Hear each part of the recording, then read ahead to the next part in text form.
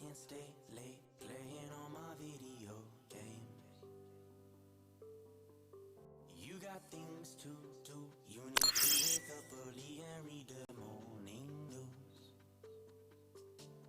Maybe I'd fit in if I tried a little more just to look like them.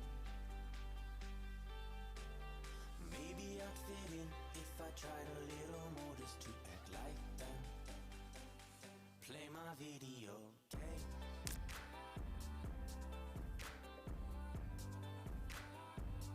Play my video game. Play my video game.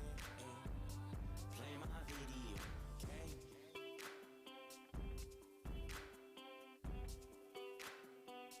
Play my video game.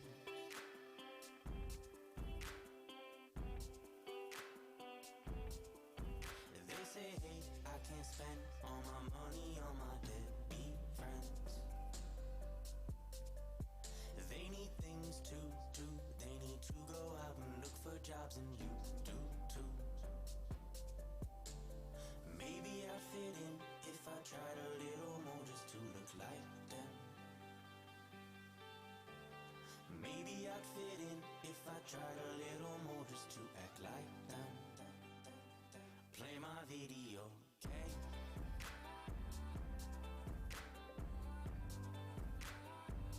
Play my video game. Play my video game.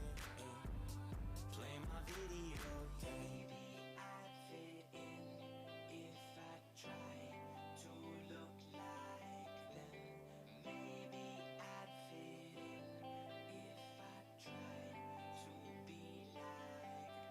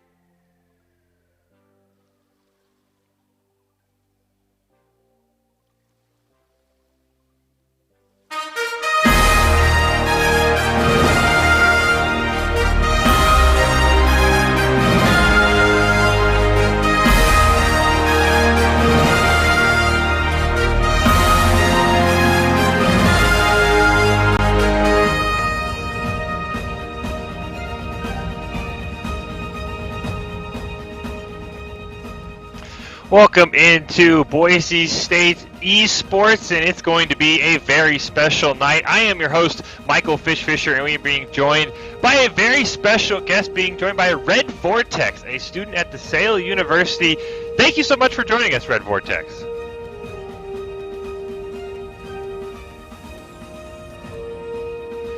While we figure out that, we're going to have a lot of fun here.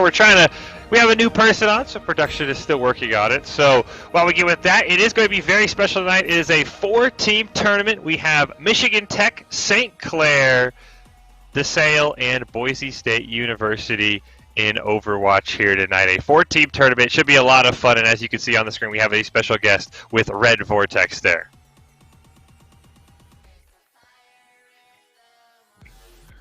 So this is we have a lot of tournaments here. We've seen our typical Friday bracket with a little bit more teams in it, but this is a mini tournament. It is a 4-team tournament. There you can see right there, St. Clair, Michigan Tech going to be headlining the first game, followed up by DeSales and Boise State in the Overwatch Collegiate Throwdown. Should be a lot of fun. And there we go. I hear Red Vortex. So Red Vortex from DeSales, thank you so much for joining us here tonight. Sorry about that. I'm not sure what happened. So why don't you tell us a little bit about yourself, Red Vortex, before we get into games here? I'm a freshman at DeSales University, and I'm getting new to this whole commentating stuff, but it's something fun for me, so I'm learning as I go, and it's interesting. So I'm normally a player on the team, but I'm not part of the team that's playing in this competition. I usually play support. Usually Ana is who I play the most, but now with the bans, it's making things a little bit difficult for me. So, but I like the bans overall. I think they're fun. So, but the season's going good, but it's at a halt now. So. Well, then I understand why you're cast with this night. I know you're playing Boise State DeSales, so maybe a little sneaky business by production there, removing one of DeSales' players right before we take them on. But I doubt that's the case. But thank you so much for joining us. And as you can hear, we're going to hop right into the first game. It's going to be Michigan Tech taking on St. Clair. It is the Huskies versus the Griffins. We're going to start on Busan. It is a best of 5, and then the loser will pick the maps. No predetermined maps like we've seen in some of the other tournaments we run. So Red Vortex here, you're one of the players. What are you looking for here on Busan on this map? On Busan, I know with the red team, they often come in pretty hard. Sometimes they'll take like a flank route, but on Busan, but like, you know, there's tons of different like routes to take on a map like this, so you never really know what's gonna happen.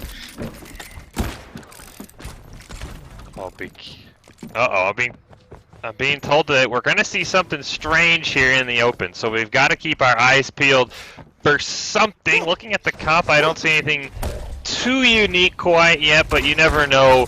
You're a player, Red Vortex. You like to troll us casters going on some crazy heroes at the start, and then you swap over to your casual ones right as it starts. So we're on to you guys. Capture the objective. See what is in store, what they're going to do. We are going to see the blue team actually rushing top here. Usually, kind of as you mentioned, that's what the red team likes to go here. Red team's going to hop right onto the point. That is St. Clair. Michigan Tech trying to go for the flank. A lot of damage coming out onto Joking, but Pedal's going to get the first pick onto Imp. No Lucio for St. Clair means that passive healing is going to go all on the Moira, and just like that, Jump and Seymour are going to fall. Prince Wada taking a lot of damage as well, and a fantastic little maneuver there by Michigan Tech, absolutely cleaning up in the kill feed. No, yeah, they definitely took that point very quickly and fast. Cool to see. They are going to have the Nano available soon for Michigan Tech. We've seen some interesting Nanos, but I'm going to guess you're the Ana player. The Nano here has to land on the Reinhardt, right? Oh no, yeah. I know, like, when I'm playing I always try to go for the Reinhardt. Get in there. Oh, there it is right there. You can see the Reinhardt. It's already boosted. Ooh, the high noon. Get anyone, though. No, it's going to be blocked, and then a huge shatter. That's going to land onto 2, and that's how to do it with just using one ultimate right there. Michigan Tech absolutely dominating the early stages here. Yeah, that's true. Sometimes one ult is just all you need to win a fight. So it looks like St. Clair, they're going to have the Coalescence available. They might have the Dragon Strike available. Do you think they try and flank here, Red Vortex, and put the Dragon Strike in a spot where it can't be blocked by Joking? I feel like that would be optimal for them to do, but you know, I feel like if they did do that, it could potentially win them this point. It seems that Michigan Tech is like, grouping up a lot, so their Dragon could take out their whole team. Coalescence is going to pick up one, so will the Deadeye. Several numbers all falling for Michigan Tech. The first pure weakness we've seen there. Immediately, Mr. Got Gabe's going to throw the Diva Bomb out. Valkyrie's going to use the Sound Barrier as well. Imps going to answer with his own Sound Barrier, plus a Shatter from Prince Juana. Not going to land onto anyone. Joking Shatter will land on it too, right as the Sound Barrier's going down. Assuming Crypto will fall. A huge ante on the two members. The Prince Juana goes down as well, so will Imp. A great job. Another Nano coming out from Carnamora. That one's going to go on to Mr. Got Game. No, not sure if he just panicked or what he wanted, but there's a fantastic job by Michigan Tech rallying after losing a couple ones.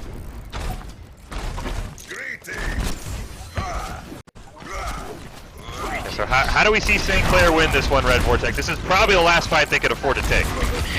Well, it seems like the best thing for them to do is to grab Dragon, because that can get at least a couple kills. Oh. That's a yeah, huge Zarya pick on a good grab here. Oh, there's the Dragon. Well, there's the grab.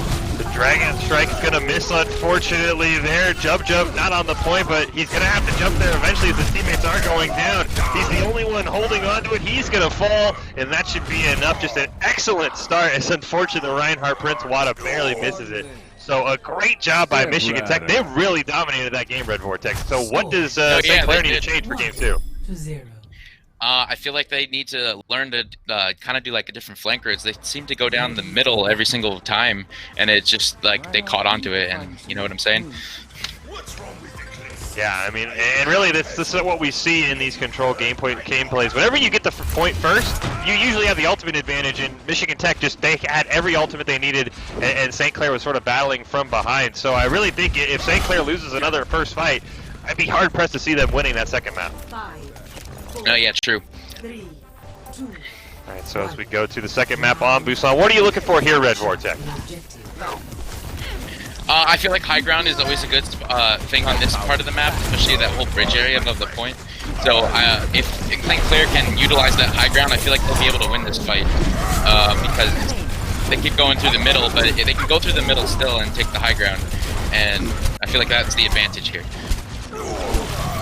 Unfortunately, they tried to fight Michigan Tech right on the point, and they are down 4, make that 5, as he's just going on and will just suicide there to make sure it isn't too staggered. So once again, St. Clair's got to find a way, and I'm really surprised with Vortex we don't see something like a Widowmaker come out, something to sort of use a sniper advantage to try and get around that shield of Reinhardt and get a pick onto the back line. Yeah, some kind of hit scan to take out their healers or anything. There, the Nano is up, and that's a 4-man ante going to be used right in combination with the Nano. Joking will get stunned though. He's going to throw down the Shatter, not going to land onto anybody. Jump going to get picked in the back line, and Michigan Tech just taking the fight right to St. Clair. Imp going to go down as well. Charge not quite able to land, but Prince Wada will fall, and Michigan Tech just running down the members of St. Clair. Really all started with that fantastic Ana play.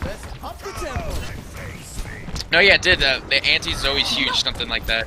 With the and with the nano boost on top of that, and the Reinhardt really did manage to capitalize off of it. So, good player right there. We do see the Nanos available for St. Clair, and they have switched over to the Widowmaker, and they do have 3 ultimates almost available. Deadeye's going to start the fight 4-4 Ward. Can't get quite around that shield, though. He is going to pay for it. Mr. Got Game is going to take down Jump, though, with 2-man ante going to land on St. Clair. Prince Wada throws down the Shatter, going to land in 1-2, but a huge Diva Bomb in the back line evaporates the members he had behind him. Mr. Got Game doing a fantastic job on this Diva, just really bullying everybody on St. Clair. No, yeah, they're really not even letting them go through that little ramp there. They're really holding the choke. But like I said last time, St. Clair, they keep going the same route. They need to pick a different route because Michigan Tech just keeps cutting them off. They know where they're going. They need to change it up. Dragon Strike's going to come out for Petal. That's going to catch out a couple. That might actually end it. I think St. Clair may be a little bit too conservative. They had the Graviton and they had the Deadeye if they could use it, but unfortunately that got caught out. Somebody's got to rush to the point here, but I do think Michigan Tech doing a great job just holding him in the spawn. Victory. So Michigan Tech is going to be your game 1 winners. So I mean, I think St. Clair definitely can come back, but as you talked about it, they kind of just kept taking the same fight. So do you think they need to change it up? And we have talked about loser's choice for map. So what map do you think they might want to pick here going into the second game? Do you know, which type of map is the second one? Or is it a type of... Oh, it's an escort map. Escort. Okay. So, maybe, I'll predict, which one is it? Rialto. That's one of my favorite escort maps. So I feel like that's a good map. There's lots of cover, and for the way they're playing, they're going straight down the middle.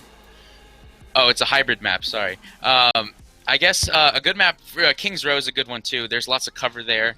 So, yeah, it's more of a linear map, and they keep going straight down the middle. And I feel like since they're not changing up a lot with the way they're pushing, I feel like that Kings Row would be a good map for them because that's just, I don't know, it's just the way the layout of it. We use Kings Row is always the default choice. It's been around so long. Every team feels comfortable on it. So I would not be surprised if it's Kings Row. But yeah, I definitely think that for St. Clair, they just got to find different strategies. I mean, they just kind of kept throwing the same thing at the wall there. They didn't change it up, so we'll have to see. I will say if production can tell us what the bans are. I know there are some bans, but I can't quite remember. Maybe you know, Red Vortex, what the bans are for this week. I don't know if they're the same as what they are in the game, but... It's Sombra, Reaper, D.Va, and Ana. Yeah. Didn't we just see a D.Va, though? They just we did played see a D.Va. Okay, that was a mistake. Alright, that was a mistake in the lobby, but that'll be the bans going forward, so... Alright, so those are the bans going forward. So talk us through those bans. What are you seeing with those bans? How could teams adapt? I know we've seen D.Va, we've seen a lot of Reaper. I don't think Sombra is really going to be someone we'll see, but what about no Reaper and no D.Va? How do teams adapt to that? Well, I know D.Va is great for the dive comp, so it's gonna. I know it's gonna be hard for them to like adapt around a dive composition if they like to run something like that. And it seems St. Clair likes to go full force, so D.Va would be a good pick for them. But now that she's gone, I guess the best way to adapt to it would be to run something like a Ryan Zarya. That's always a good pick, I feel like, just because it's more defensive, and I feel like that's what St. Clair needs to do to win, because they just keep going full force at it. As you can see on your screen, there is the bracket for the Overwatch Collegiate Throwdown. St. Clair and Michigan Tech going at it right now. It is best of 5 starting on Busan, and then loser's choice. So Michigan Tech leading 1-0 after winning that control, and then coming up after that, it will be Boise State versus DeSales, which should be a very fantastic matchup. Of course, me rooting for Boise State and Red Vortex being part of the DeSales Overwatch team. So that one should be a lot of fun. That one will be a very highly contested. Yeah, we can see in the background there. I'll be curious which team you'll be rooting for when we get to that game. But we have to get through this one first. So, and what about, we talked about, I think Anna was the other band. How do you handle that? She's a very well-played support. She goes really well with Reinhardt with the Nanos. So how do teams adapt to that as well? I feel like Zenyatta is probably the best switch for that, just because you get that little bit of extra damage. He does heal a lot slower, which is a downside, but I feel like that overall he's the best pick to switch with Ana, or even like a Lucio. But Ana's healing output is just so crazy, so it's always hard to replace her versus all the other supports. And I know you're talking about maybe replacing the D.Va with the Zarya, and if there is a counter to the Graviton, it is Transcendence from the Zenyatta there, so that's something we'll have to watch out for. You were right, Red Vortex, it's always Kings Row, and it's going to be Kings Row here, so how do the attackers best go about getting point 1? That's where we've seen a lot of teams stall out, is they kind of just push right through the middle, they just keep getting caught. So yes, that is Fish, I clearly own that right there. Unfortunately, it's not Fish and Red Vortex, it's Fish and Chips, but how do the attackers approach it besides just running through that point right by the statue over and over and over again? Well, I feel like there's a whole side area on the right side of the map when the attackers come out, and you can rotate completely around the point and get behind, and you can surprise them if you're quick enough with it. But we'll see if they'll be able to do it. But if you look on the screen here, there's a little window on the left side of the screen. You can jump out through there, and there's stairs to the left side. And you can rotate around the whole point that way, and you can just surprise them from the back line. And I know that's how sometimes DeSales manages to win Kings Row. They just sneak around here, there's lots of cover, and it's a perfect way to get there. 4, 3, Yeah, you can also sometimes if teams set up a Bastion, we've seen teams sneak up on that. It looks like you were right. We are going to see a Zenyatta on the side of Michigan Tech to replace that Ana that has been banned away, and Azaria coming out from St. Clair. But Mr. God Game going to switch over to not that, so we'll have to see how they want to handle that. Right now, though, they're going to go right through the checkpoint. They're going to push up actually underneath is St. Clair. Going to sneak right around, going right up the stairs. Prince Wada leading the charge there.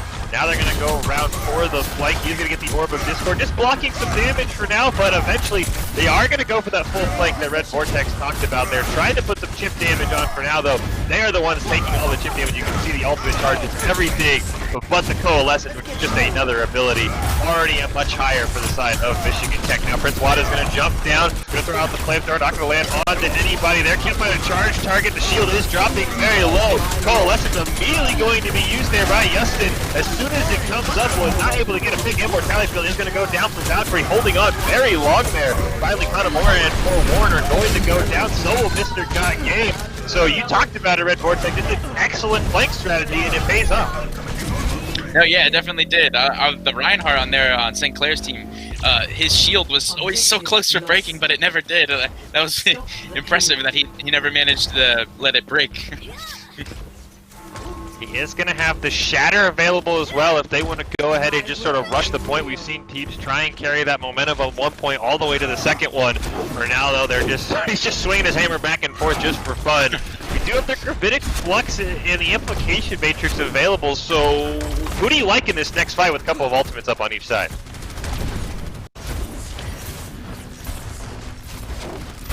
I feel like Shatter and Shatter with the McCree would be good, but it seems that he wasted it there when they put up a wall. We're going to see the Shatter come out. The Gravitic Flux will fall as well, and that's going to pick up Prince Wada. Forewarn has gone down. Imp is going to use the Sound Barrier. The Crypto going to commit his Blizzard. That's going to land a huge freeze. Most supports for Michigan Tech have gone down. Joking will fall as well. So even though you mentioned a bit of a misplay there for St. Clair, they actually just had more ultimates available, and they were just able to kind of throw them away and actually cap that point. Yeah. And Michigan Tech's going to have 4 ults coming to the next fight, so let's hope they balance them properly, and it'll be interesting to see just which ones are used and how they combo it. Now we've seen some crazy defense on this last point, but 5.5 minutes is going to cut their work out for them. Joking immediately going to commit the supercharger. Forewarn going to use the Blizzard. Dragon Strike going to come out as well. So Michigan Tech says, we're just going to throw everything at you guys. They're going to pick up 3 eliminations, make that 4 and 5. Justin the only one able to get away, but I will have to say, I definitely think they could have saved 1 or 2 of those ultimates. They have 5 minutes left, and throwing 3 ultimates for 1 fight might be a little overzealous for St. Clair. Oh no, yeah, I always say that ultimate balancing is one of the key parts of this game, and I feel like it's always important to balance those ults, because that an ult determines winning a fight or losing a fight. Travis Surge is going to be kind of out there. It is going to be answered by the Transcendence from Kanamura, so that's going to keep everybody else alive. Immortality Field will be taken down, but Prince Wada, the first one to fall. Pedo goes down in the backline, and so does Kanamura.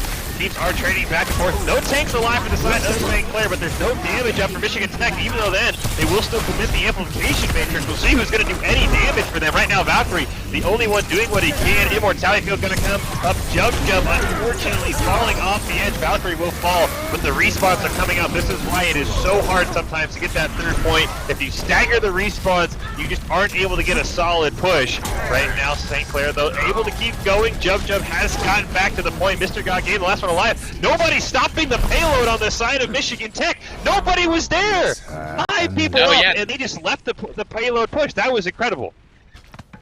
Yeah, they completely left that open. They rolled right on through, and they scored that point. They have lots of time now too.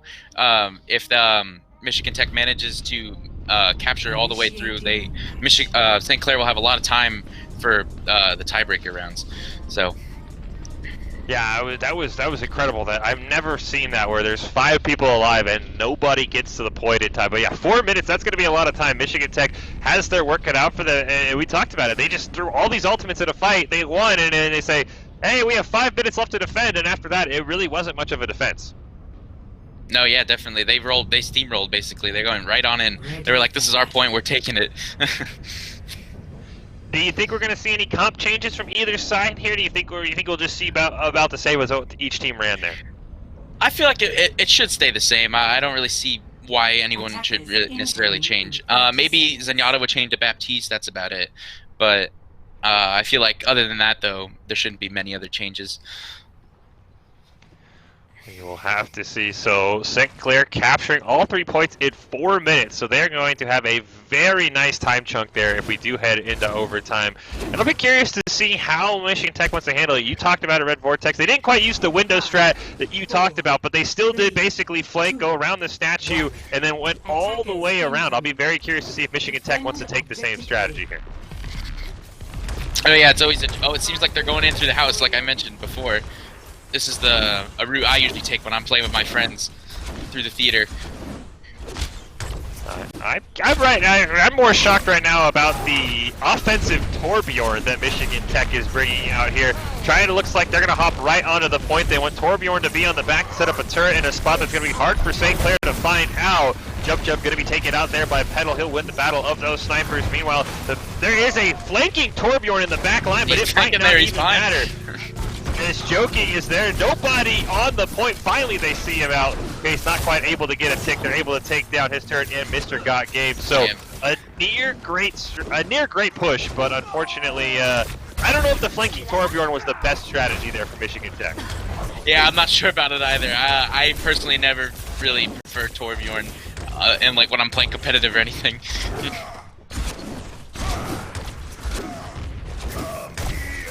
Seems they have a Coalescence and Earth Shatter coming up in the next fight here, so it'll be interesting to see how they use those. My question to you, Red Vortex, would be, when is Coalescence not up? That is one of the fastest charging ults. Justin doesn't even need the Coalescence. He's going to get a pick on the Joking. Mr. Got Game goes down. Nobody is in the face of Jub right now. That's what you see when Diva's banned. There is no way to get in a Widowmaker's face, and she is going to make you pay.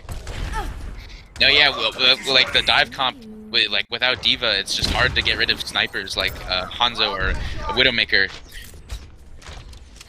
Yeah, so they could switch to Winston, but I would maybe like the Winston, but the Graviton Surge is really huge. We've seen it come out time and time. We're going to see the infrared sight come down. Blizzard's going to be committed by Crypto as well. Kanamori's going to try and use his Coalescence. It's not going to matter, though. 2 members already going to go down. Jub is just uncontested right now, trying to click heads. Unfortunately, couldn't get a couple of the statue. Is blocking him, but doing a fantastic job. Now he's going to set up on top of the statue, getting a little bit more aggressive since Michigan Tech hasn't been able to make it through that first point. With time running down, Red Vortex, I think something's got to change here, and that Molten Core, just a disaster for Forewarn.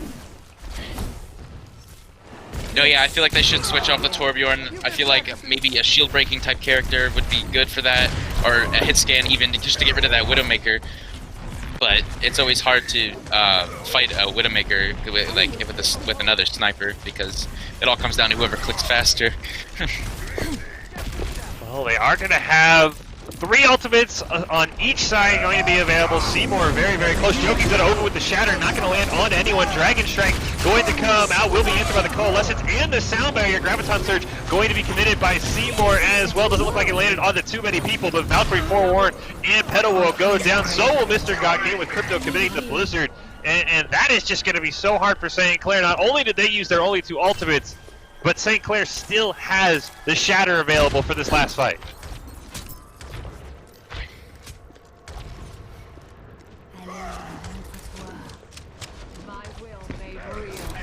Michigan Tech will be able to get off 2 ults here in the fight, so they'll have 1 up on St. Clair. So they technically do have the advantage, and they could win a fight here with the Graviton. Oh, Zarya goes down, so they won't be able to get it in this fight, and I don't think they're gonna have enough time to be able to get back to point.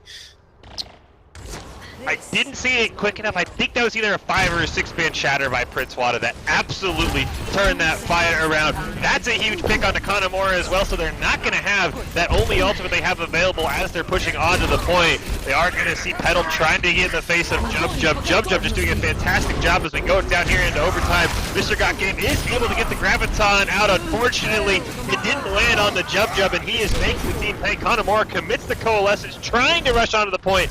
Not able to get there, and that is going to be a 3-0 victory for St. Clair, and they're going to even the series back up at 1 aside. No, yeah, they definitely turned it around. Play of the game. I'm thinking this is gonna be this has to be the 6-man shatter right at the end here. They all try for the flank, and when you do that, Wow. there's no recovery. Quadruple kill. Sextuple kill. No, yeah, they really capitalized off that. They took advantage of it right away. So what an incredible play by Prince Wada there. Gonna tie it up at 1. So now we go to Escort. So what do you think Michigan Tech? Is there any map you think they're gonna pick based on what we've seen, or is there a map that's a personal favorite of yours? I know you talked about Rialto. Do you think they still go there? I feel like Rialto's always a safe pick, so I wouldn't be surprised if that's the map we see. But if not Rialto, what's another one? I can't even remember off the top of my head. But I would say Rialto. Dorado's a good one too. Yeah, there's a lot of cover on Dorado. Just found out Dorado will be the next map that they're choosing. Dorado, in my opinion, that first turn on Dorado for the attackers is the hardest thing to get past. Just that bridge and all the high ground. High ground is a very thing to take advantage of in a game like Overwatch. Yeah, and especially with how popular Ryan's been, high ground basically neutralizes him because you're not going to be able to charge onto anyone. You're not going to be able to shatter anyone if you can even build charge. So high ground can basically entirely neutralize Reinhardt, but his shield's so strong you still have to pick him. So it is sort of that funkiness of where your Reinhardt's there, but he's not really doing anything. Right. Yeah. He's just there to block basically, and that's about it. That's why I feel like Orisa is a good pick if you're defending on Dorado because you have, or attacking on Dorado because you have the gun and you can pull people off of a ledge if they're up there. And do you think we'll see any more stationary DPS picks from the defense? Maybe something like a Bastion, something like an Ashe, especially with D.Va taken away, since they can just sort of sit there and just pump damage down? Or do you think we'll still see them sticking with maybe the McCree and the Mei?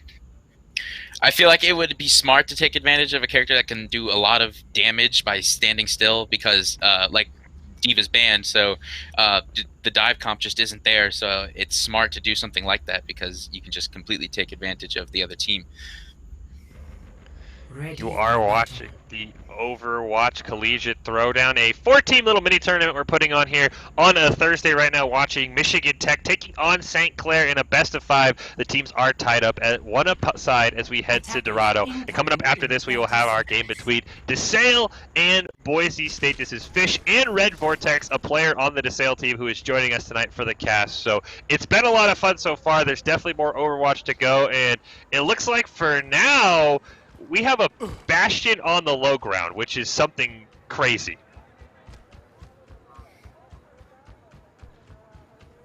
Five, four, three. So it looks like they did decide to pick the Bastion here, which is, I feel like, is a smart pick, but it's an interesting placement inside the red house there. Seen this before where they sneak up. They're going to jump right onto the point. Meanwhile, they're going to land, and unfortunately, it looks like that is going to be a caught out and frozen Reinhardt. The shield will hold, though. Forewarned going to be the first one to go down. No one else falling by Michigan Tech. The health bar somehow staying, but the difference is right now, Crypto landing a ton of freezes. Jump, though, able to get a high number of picks, just sitting up there, even without the shields. Nobody able to get to him, and I really think, Red Vortex, the difference there was Michigan Tech's Mei went down, and that meant Crypto was able to just freeze whoever he wanted. No, yeah, definitely. That wall completely rendered the Bastion useless almost, and the early fight, and just really, St. Clair took advantage of it. Seems they switched up Michigan Tech's. Yeah, they changed up the comp here a little bit, which is smart. It's always good to know when to switch characters on the fly. Yeah, LaFara does have the ability to sort of circumvent those shields by getting on top of them, but you have to be very careful to stay always up in the air. Joki's going to commit the shatter, going to land on the one. Immortality field is going to come out. Amplification Matrix and Jump goes down right as he pops the tank for him. No value for St. Clair. The Blizzard coming out from Crypto as well didn't get much besides of Joki. Rez is going to go out on the Jump as Justin will fall. Forewarned doing an excellent job putting a ton of damage. He will finally go down to the mercy of all heroes. And now Michigan Tech starting to fall apart with no DPS alive. Pedal just respawning. Mr. Got Game trying to do what he can, and despite getting no value on that Bastion ult, St. Clair really never was in danger in that fight. No, they really weren't. They seem to be. I guess control points just isn't their type of map, but they seem to be really taking advantage of the game mechanics and angles and everything on the both escort and hybrid maps. Are going to see a swap it. It's going to jump now. He's got that ult out of the way. He's going to go back to that Widowmaker where he was so powerful. Wall is going to come down from St. Clair, trying to stop some of that early damage. Warwarn has the barrage if he can get onto the back line. His pedal did land a nice pick on the jump. Valkyrie is going to come out from him. Immortality field goes down from Valkyrie. It's Connemora answers with his own. The Implication Matrix is going to come down here from Justin right now. It's a ton of damage for nothing. But the barrage in the back line lands onto 3 members of St. Clair, and that is going to be huge. 2 of them going down, a ton of damage onto Seymour. Imp will fall as well, and the res onto Forewarn. That was a huge barrage. Well, yeah, they definitely took advantage of that right away. That barrage completely just gave them the advantage, and they went right in, and they managed to make them back off. It's always cool to see something like that. Yeah, there really isn't great ability to find that Pharah up in the air except for Widowmaker, and he went down. Dragon Strike going to be committed by Petal. That's going to be a huge pick onto Imp. No support available from St. Clair, and you can see the health bars in turn just sagging all over the place. Seymour and Crypto are going to fall as well. Justin and Prince Wada forced to fall back. Just a great job by Michigan Tech this time. They've learned a little bit. They're spacing out their ultimate, and they did a really good job. They're committing one to win that fight.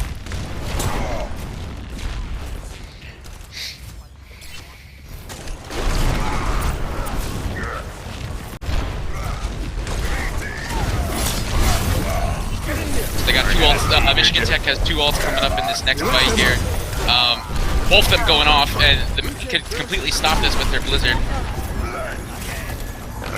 This shatter, unfortunately for Joking, Valkyrie's Amplification Matrix being sort of blocked by the payload. Great job by St. Clair using that payload. And there comes the Blizzard for Crypto. It's going to land onto both tanks of Michigan Tech. Unfortunately for the side of St. Clair, they're not able to get to the Hanzo or the Pharah, so they're going to lose their May and their Reinhardt, but the payload's still pushing forward with none of that front line available for Michigan Tech. But that is the one thing I'm going to say about St. Clair's comp. They don't have a great way, besides just relying on Jub, to get huge picks to take out either DPS players for Michigan Tech.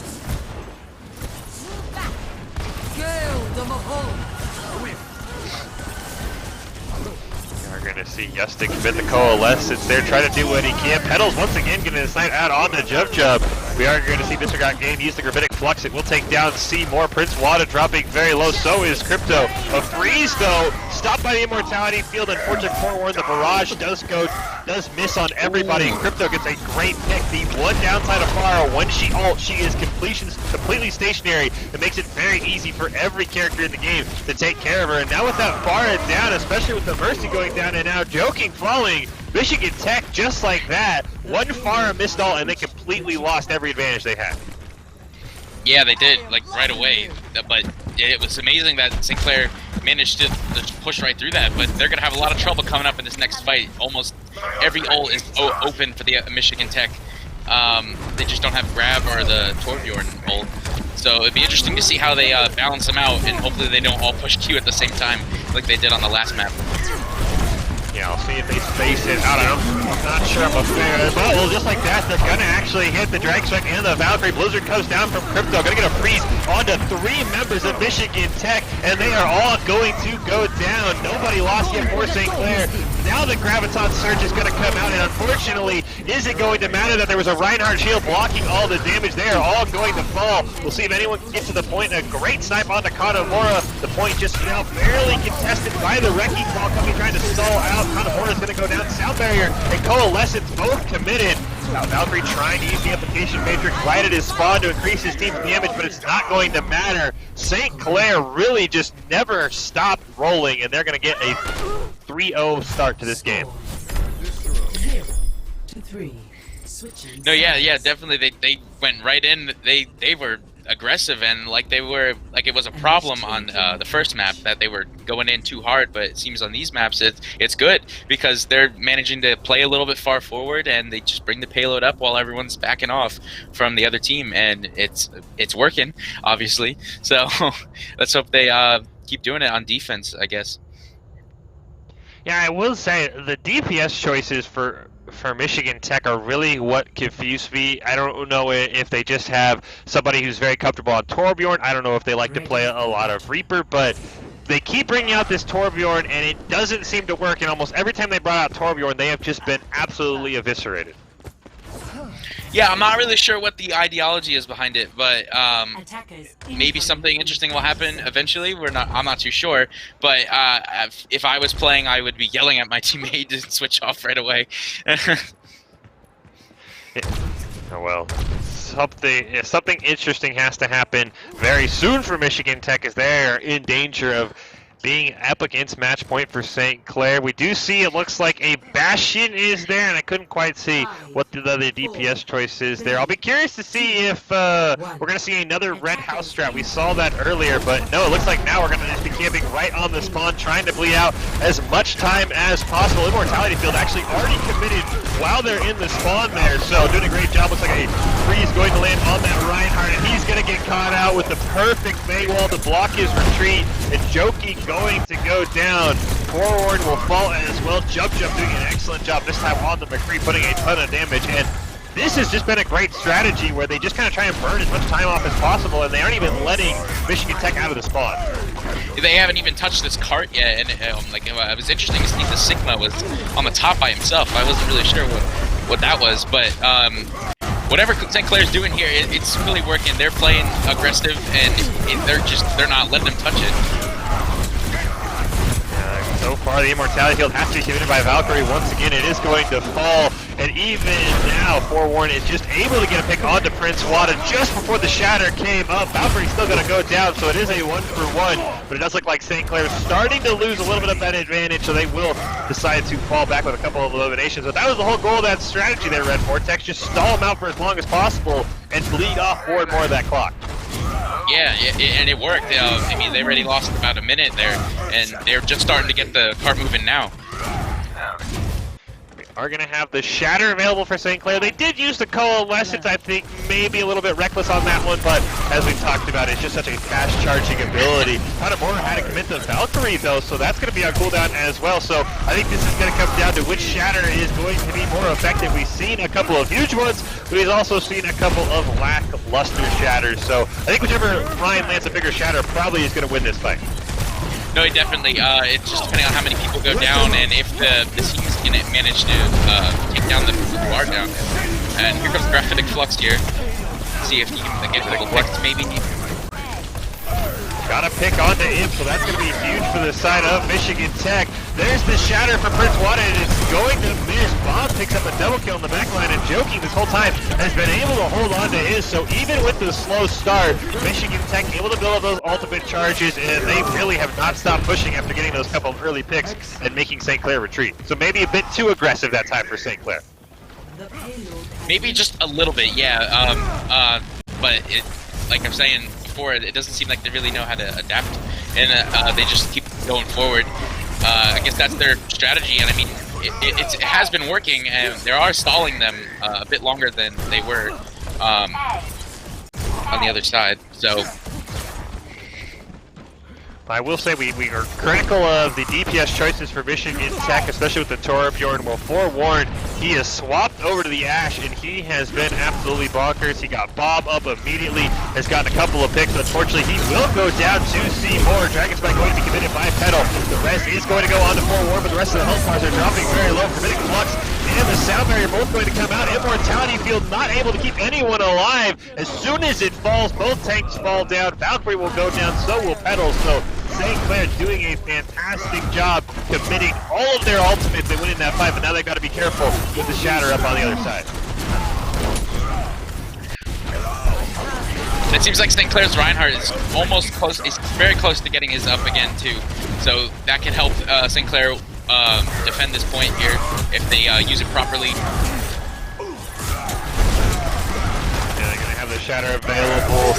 Prince Wada's going to have his as well. The Shatter not going to land from Jokey. We'll see if Prince Wada can answer. Immortality Field has gone down. The Shatter from Prince Wada going to miss as well. The Immortality Field will fall though in the process. Amplification Matrix from Valkyrie not really helping for now, but forewarned will get a pick on the Crypto. Jump had to respawn there. Hermetic Flux catches the Reinhardt off, and then the team for St. Clair just starts to fall apart.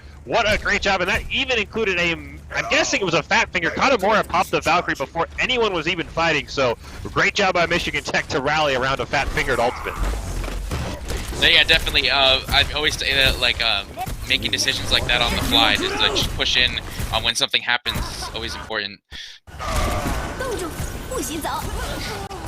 And there goes the Blizzard on the point here. And the Dragon Strike caught out a couple. I think that might have been a wasted Blizzard by Cryptos. The rest of his team does go down. I understand the point of maybe stalling, but for now, the res comes out onto Valkyrie. Both tanks have gone down, though, for Michigan Tech. Bob is going to come in here, see if he can do something for the side of Michigan Tech. Prince Wada dropping very low. He will fall to Bob. St. Clair, now they have swapped over to a Tracer and immediately goes down. I don't know about that pick. You weren't trying to stall out for a point. There's still one more point left. So interesting choices by St. Clair. They're going to have to fall back. Michigan Tech has really not slowed down since that first little delayed push. No, they haven't. They've been they kept on going, and and maybe they're taking a page out of St. Clair's book just to keep attacking. Payload's on the way.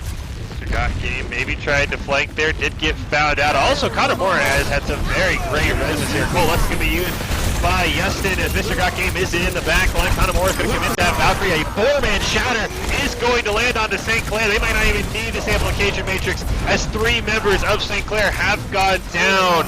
Just an excellent shatter, absolutely turning that fight. And now for St. Clair, they are going to need a miracle, but they do have 2 ultimates up if they want to pull it off. Yeah, there is enough time for them to get maybe 2 full stops, and then they should be able to take it. But it'll also be very easy for Michigan Tech if whichever team loses the members first is gonna end up who's gonna win or lose the fight. So right now it seems like it's even. Actually, Michigan Tech goes down 3, so they might be able to take another stop before Michigan Tech is able to cap the point. Yeah, actually, great job by St. Clair stalling that out. And I think actually the early pick onto Imp might have saved St. Clair because he didn't panic Sound Barrier because he was dead. So he's going to have that ultimate available. Both shatters are going to be up, and the minefield is going to be up for Michigan Tech as well. You can see St. Clair has 3 ultimates, all at 80% or higher. That means the Blizzard and Coalescence should at least be up before this fight. Dragons, depending on the picks. But I think it's going to come out once again, Red Vortex, whoever lands a better shatter. But first, it's going to start with the pick on to Seymour. Great job there by Forewarned. Bob's going to come out there. Sound Barrier immediately committed by him, but a great job by Jump getting a couple of picks onto the backline. Immortality Field, not enough to save Michigan Tech. The Blizzard going to be committed as well as the Coalescence, and it does look like Michigan Tech has to fall back, and they're going to have to make this final push with just a shatter going up against a shatter and a Dragon Strike on the side of St. Clair. Yeah, they got those ults back very fast. They used the Coalescence and the Blizzard, like you said, but I feel like it's important that they save the Dragons and the Shatter because a good Dragon Shatter can just wipe out their team and ultimately win them the point for St. Clair. It seems that they only have a damage amplification matrix and a Earth Shatter for Michigan Tech. There's the Earth Shatter. Doesn't seem to get anybody, gets wasted, but there goes the Dragons as well, taking out their backline, and it seems that that's it. Yeah, the Shatter not going to land for Prince Wada onto anyone, but Jub doing a fantastic job. That Dragon Strike coming from behind the whole team. Forewarned, trying to do what he can. He will get a pick. The Valkyrie Mercenary able to get onto the point just for a second. But unfortunately, can she get back? She is going to get the res onto Forewarned, then will go down. The Wrecking Ball trying to stall best he can. Mr. Got Game will go down. Can Forewarned get to the point? No, he cannot. Can Peddler joking? They cannot. So St. Clair with a great hold. They're going to go on to match point here.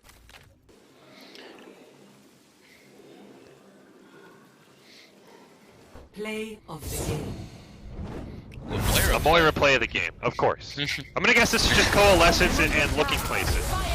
Surrender to my will. Well, here's the Coalescence. Gotta hold Coalescence and heal and do a ton of damage at the same time. So St. Clair now on match point. We should be going to Assault. So is there any map you think Michigan Tech can pick to get us back to a game 5? I mean, any map is good for Assault, really, because they're all symmetrical-ish maps. So, I don't really have a pick if that's what you're asking. I guess anyone is really a good one in my opinion. So. I think the key to Assault it's been the case, at least as long as I've been watching. It's a snowballing map type. So any map, you've got to pick a comp that can win early, because if you can win first point quickly, you can just roll down the team at B as well. So I think either attacking side's got to pick just a completely snowbally comp, and I think that's going to be the key here to determining if we go to a game 5 or not. No, yeah, definitely. Or anything like a brawly, anything like close quarters type. But the Reaper's gone, so that doesn't really help with that. But any type of pick like that is good in a situation like that. I know we've seen, sometimes at least from Boise State, we've seen some cheeky Symmetra teleports. Do you think that's still possible without the D.Va and the Reaper? Or do you think that makes the brawl too far gone to be able to pull off any sort of backline teleports from a Symmetra right on top of the point? I feel like since the Lucio's still in the game, I feel like it's still possible because he can give them that boost to get them to where they need to go. Now, the speed with the D.Va's flying ability, that helps a lot too, to get a tank onto the point. But I feel like it's still possible to do something like that with the Lucio. So we can see on the side there, we have our fantastic chat discussing, it looks like, the correct way to spell Sean. Of course. What else would we do without chat with this arguing how to spell Sean, which, by the way, it is S-E-A-N, and there is no other correct way. I agree with that.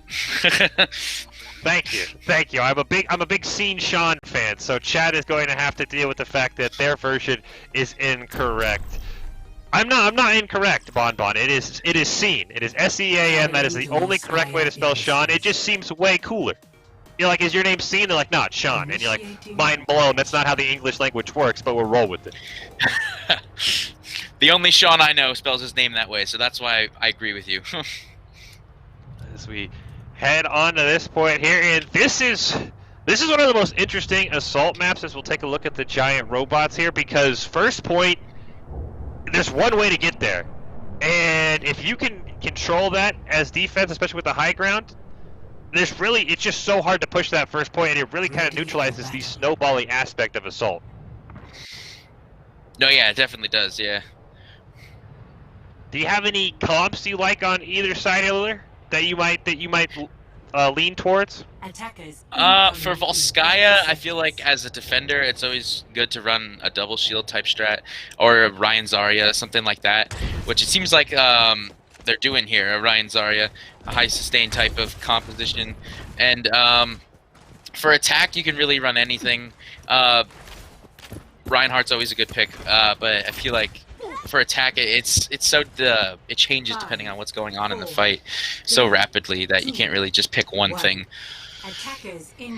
I do like the attacking Mei here just because it allows you to put up some shield or some Mei walls that kind of can dictate which way you're going, but also can block some of that damage. It's almost like a pseudo shield. They do have the Mei wall there. We'll see. Forewarn going to use his to try and choke off the members of St. Clair, Michigan Tech falling back to the point. St. Clair, we've talked about it, this aggressive style. They want to fight right on top of the point. They do have Jub on top. He has got found out. Crypto will be the first one taken down. So will Prince Wada. Some great Mei walls there. Jub not able to land any high value picks. Will get found out by Valkyrie. He will take Valkyrie down. Petal going to get him right back though. So looks like St. Clair going to have to go for a reset. I like the aggressive play, but that all relied on a Hanzo getting a pick, and it was just too late before he got one. No, yeah, it wasn't. Both teams are going to have to reset a little bit here, but it seems that St. Clair's already pushing right back on with their what seems to be their normal. They're going right back in. We are going to see Valkyrie has come back. So we do look like two walls off. Yeah, it does look like we have a substitute, by the way, for Michigan Tech, who brought the large one in, and he is playing the Moira. Has to go, lets it available, not choosing to use it for now. Petal is going to be the first one to go down. There is a shatter available for Prince Wada. Justin going to use his coalescence, and then the large one will answer with his own. Valkyrie dropping very low. The shatter actually going to be able to land onto a couple. Gets the pin onto the larger one. Mr. Got Game goes down as well. And Joking dying before he could use the shatter, I think, really changed that fight. No, yeah, it seems that St. Clair, although they push very strong, they seem to know which picks to get to win the fight.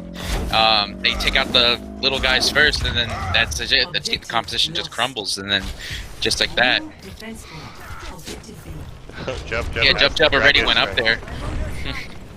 I want to see if he can get another big flank. That's what turned that last map a huge Dragon Strike flank. I'll see if he can. I want to see if he can get behind him this time. And also, I think the large one, holding on to the Coalescence, that's an ability that if you can use it right as it comes up, you can maybe put a lot of damage and stop a push. Prince Wada did get caught on the wrong side of a Maywall. He will pay for it in Sound Barrier. Gonna be a little bit too late. Joking, unfortunately, going to miss that Shatter. Forewarn and Crypto both commit the Blizzard. Forewarn gonna be the first one to fall in the dueling Venn diagrams here. No one really else is getting frozen, so it's just a great zoning all on the side of Michigan Tech and Forewarn using that Blizzard, going to swap over to the Doomfist. But for now, St. Clair, even losing a couple members, they still want to keep pushing. Graviton's going to be committed. We're going to see the Deadeye and the Sound Barrier come out on the side of Michigan Tech. Now they're going to use their own Graviton, but there was no ults combined with it. Mr. Got Game didn't use it quick enough, didn't have it quick enough, but it doesn't matter. They are going to get a couple of eliminations. Coalescence comes out as well. An odd fight, but Michigan Tech's still able to take it. Yeah, Michigan Tech managed to pull through there because St. Clair committed 2 ults and no picks with them at all. And Michigan Tech only had to use 1, and they completely forced them back. I'll be curious to see if Forewarn, if he can get the Meteor Strike, if he's able to land on the Lucio or onto the Moira. Those are 2 of the trickier supports. They're 2 of the more mobile supports. They're not as easy to get a pick on as something like an Ana that we've seen. So I'll be curious to see if they can do that. Prince Wada is very close to the Shatter, and with the enemy Ryan down, he might be able to throw it down whenever he gets it. Unfortunately, he falls just as it comes up. Mr. Dog Game doing an excellent job with that Zarya beam. She does so much damage when she's targeted. Eventually falls down to Seymour. Justin going to commit the Coalescent. Maybe a bit too late there as no one's able to be safe. Will be landed off the charge there. Another excellent defensive effort by Michigan Tech. And now they have 2 tank assaults on the side of St. Clair, but the Meteor Strike for Forewarn means he can get a pick if he can land out of the back line somewhere. Yeah, St. Clair's got 4 ults coming into the next fight, and Michigan Tech has about 3, maybe 4 with the Zarya, but that is one of the slower charging ults in the game. So it'll be interesting to see how St. Clair managed to juggle this correctly. They could do a grab Dragon again. Maybe this time they'll manage to get some picks on it. Or even a Shatter could do something strong with that too, and the Blizzard can also just completely stop them in their tracks. Unfortunately, Prince Wada's taken very, very low, holding on to the Shatter for now, maybe waiting for the Dragon Strike to come up. There, he's going to start with the Graviton concerns from Seymour. And Mr. Got Game going to answer with his own Coalescence, and Sound Barrier being committed by both sides there. Dragon Strike going to be used by Forewarn. Doesn't look like he's able to finally get a pick down. Had to wait for everything to fall there. Crypto going to go down, and now St. Clair is just going to melt. That was just a better ultimate combo once again by Michigan Tech, and really I think the difference was no Coalescence available for Justin. As we see, he just now gets it. But yeah, like once again, St. Clair, they committed 3 ults there in that fight and just didn't work. So they're gonna have to change something up or figure out a different type of strategy. There's only about 2 more pushes left in this map. They are going to have the Blizzard and the Coalescence. They do have to watch out for Joking Shattered, though. Joking has not had the best success rate on Shatters. Now would be a time for a huge one if he can find it. The Deadeye is going to be available as well. Coalescence going to start this fight. Blizzard going to be dropped on the point as well. It's high noon, but unfortunately for the members of Michigan Tech, it is also time to head back to spawn. 3 members go down. Joking Shatter used right as he dies, and it looks like that is going to be a clean team kill for the side of St. Clair, and that is going to be the second point. Complete. No, yeah, they really managed to pull through there at the end. They were like, okay, this is it, here we go, and they committed it correctly, and they made the change they needed to make, and they made the right picks, and they managed to cap it. It was awesome.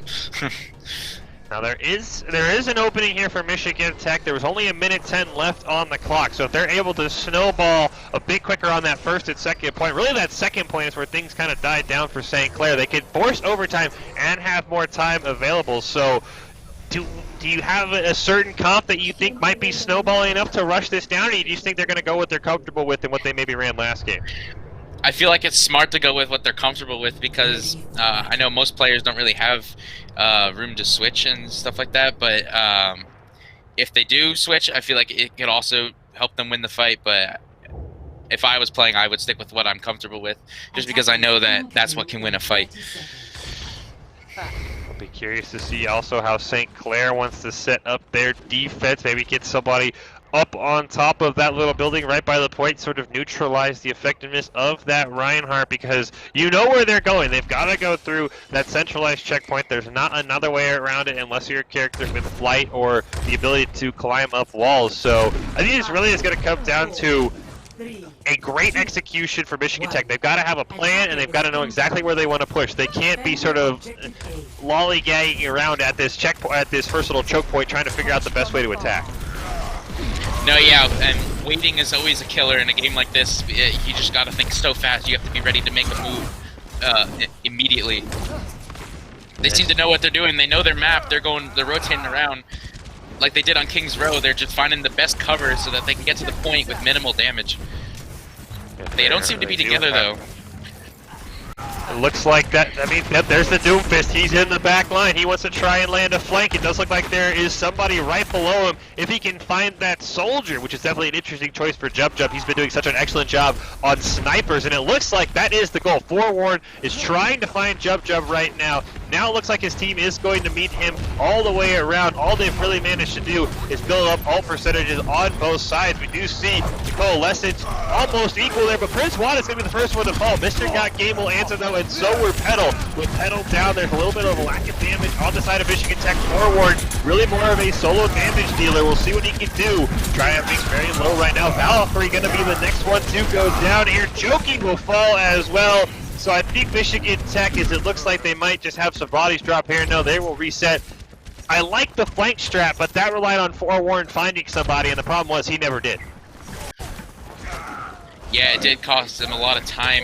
Like I said earlier, you have to act fast in a game like this, and the strategy just didn't work out the way they thought it would. But it was a great plan overall. Like that would have worked out perfectly if the Doomfist managed to find any person to pick off right away, because then they would have had the advantage. Could have gone right in. And speaking of time, the large one died very late as well, so they had to burn about an extra 20 seconds waiting for him to respawn.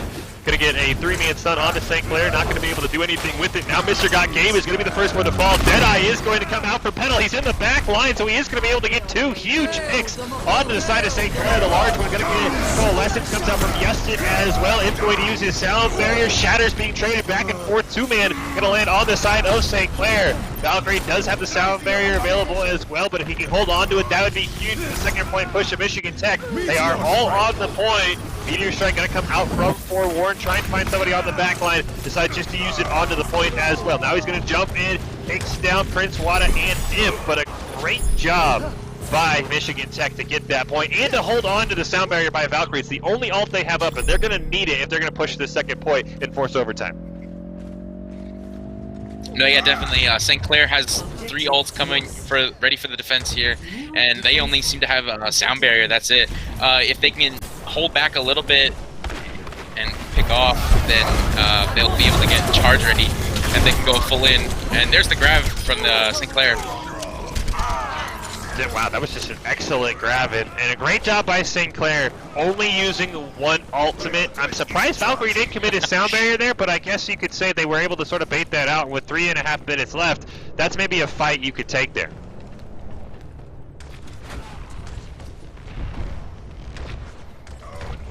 Seems like Jub Jub's hiding in the corner here, waiting for his ultimate, I would assume.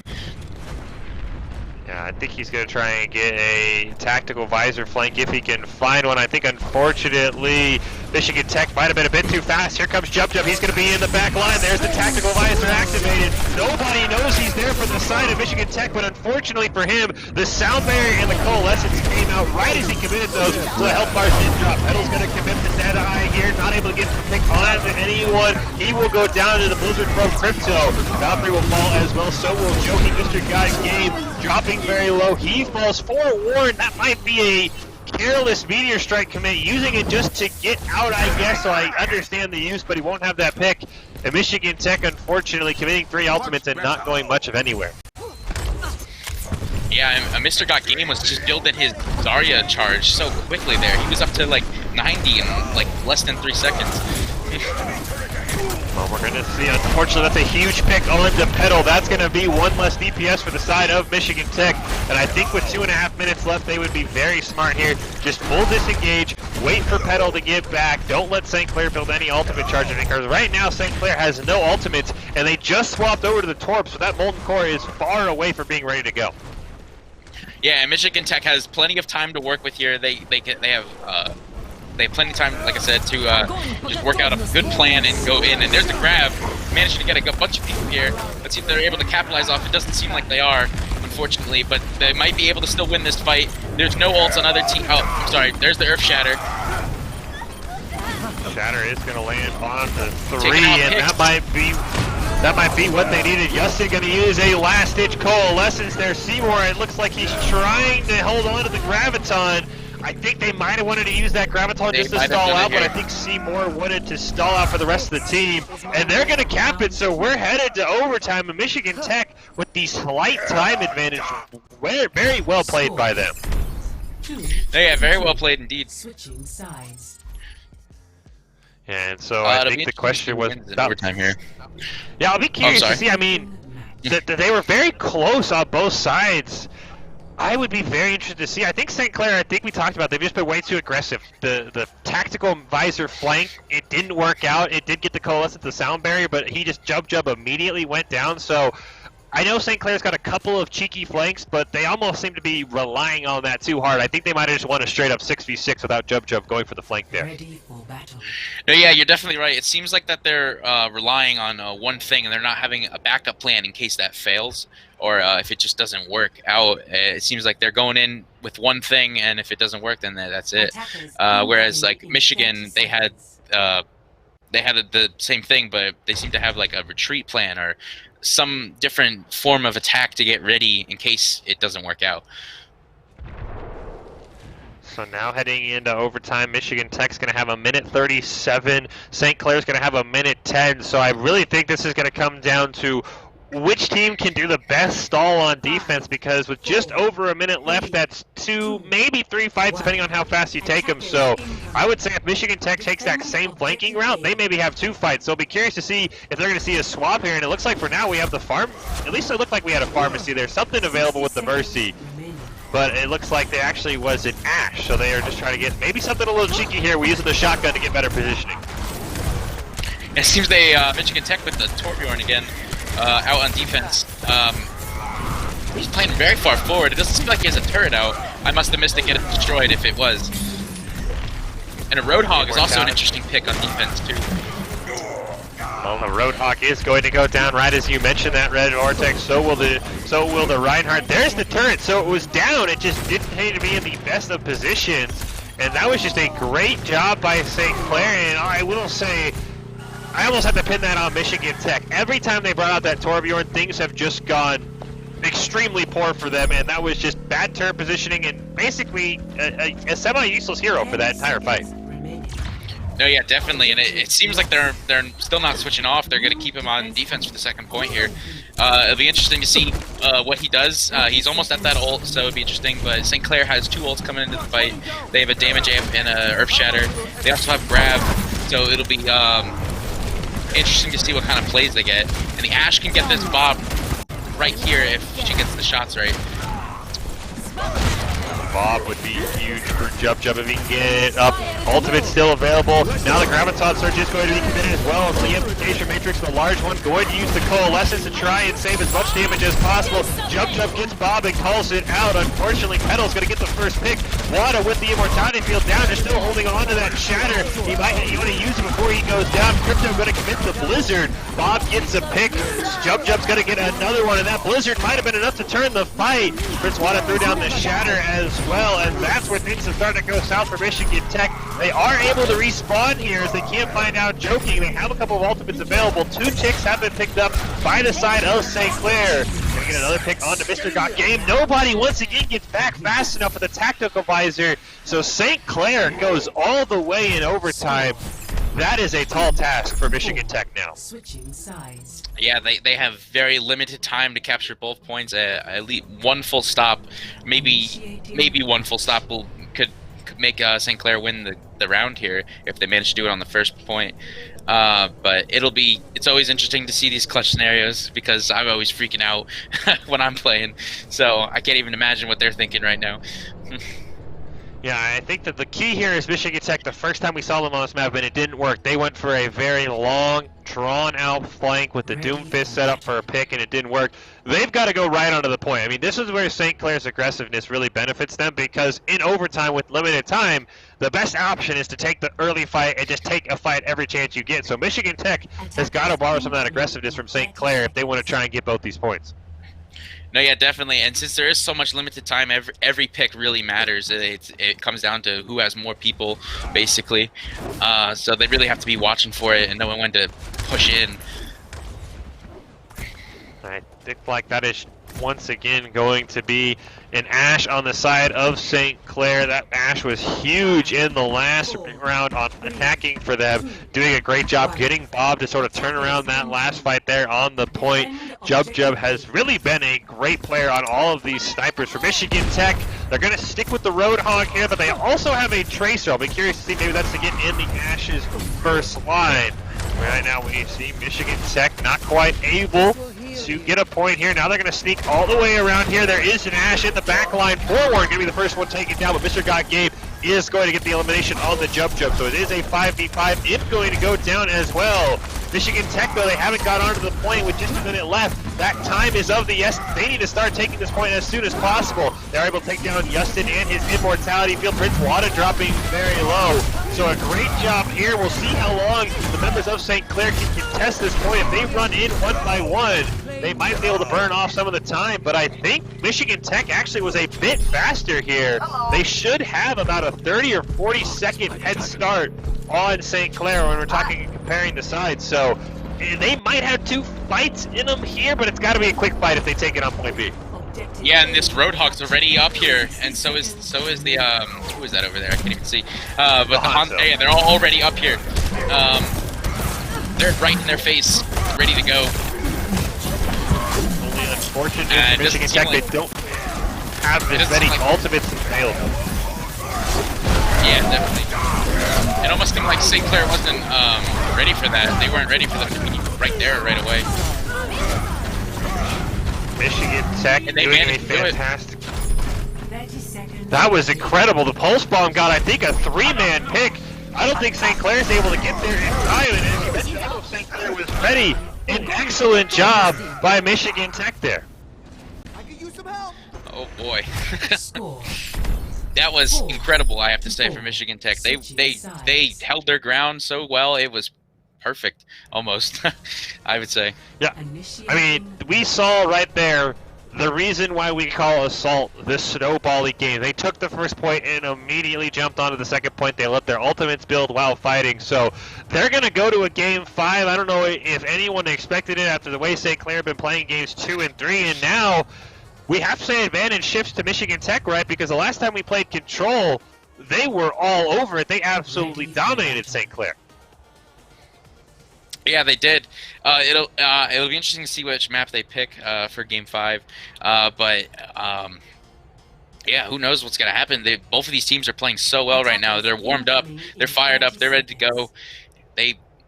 I'm sure St. Clair really wants this win, and Michigan Tech also really wants this win. So. Looks like we are going to... Oh yeah, it looks like since it is a best of 5 and with no other maps lined up, we have to play... This is a second tiebreaker, so they're going to have a minute added for St. Clair and a minute and I think 37 seconds for Michigan Tech. So this is going to be... Yeah, this is another reason we hate Assault. They can go on forever. So is there any different strategy either defense can make? Because both offenses were just extremely quick last time we played this. Yeah, they were really quick. I'm surprised that they did change a little bit here. Oh, the Roadhog goes down right away. They're even though, it seems. I'm surprised that they switched up these comp positions since they know what worked before.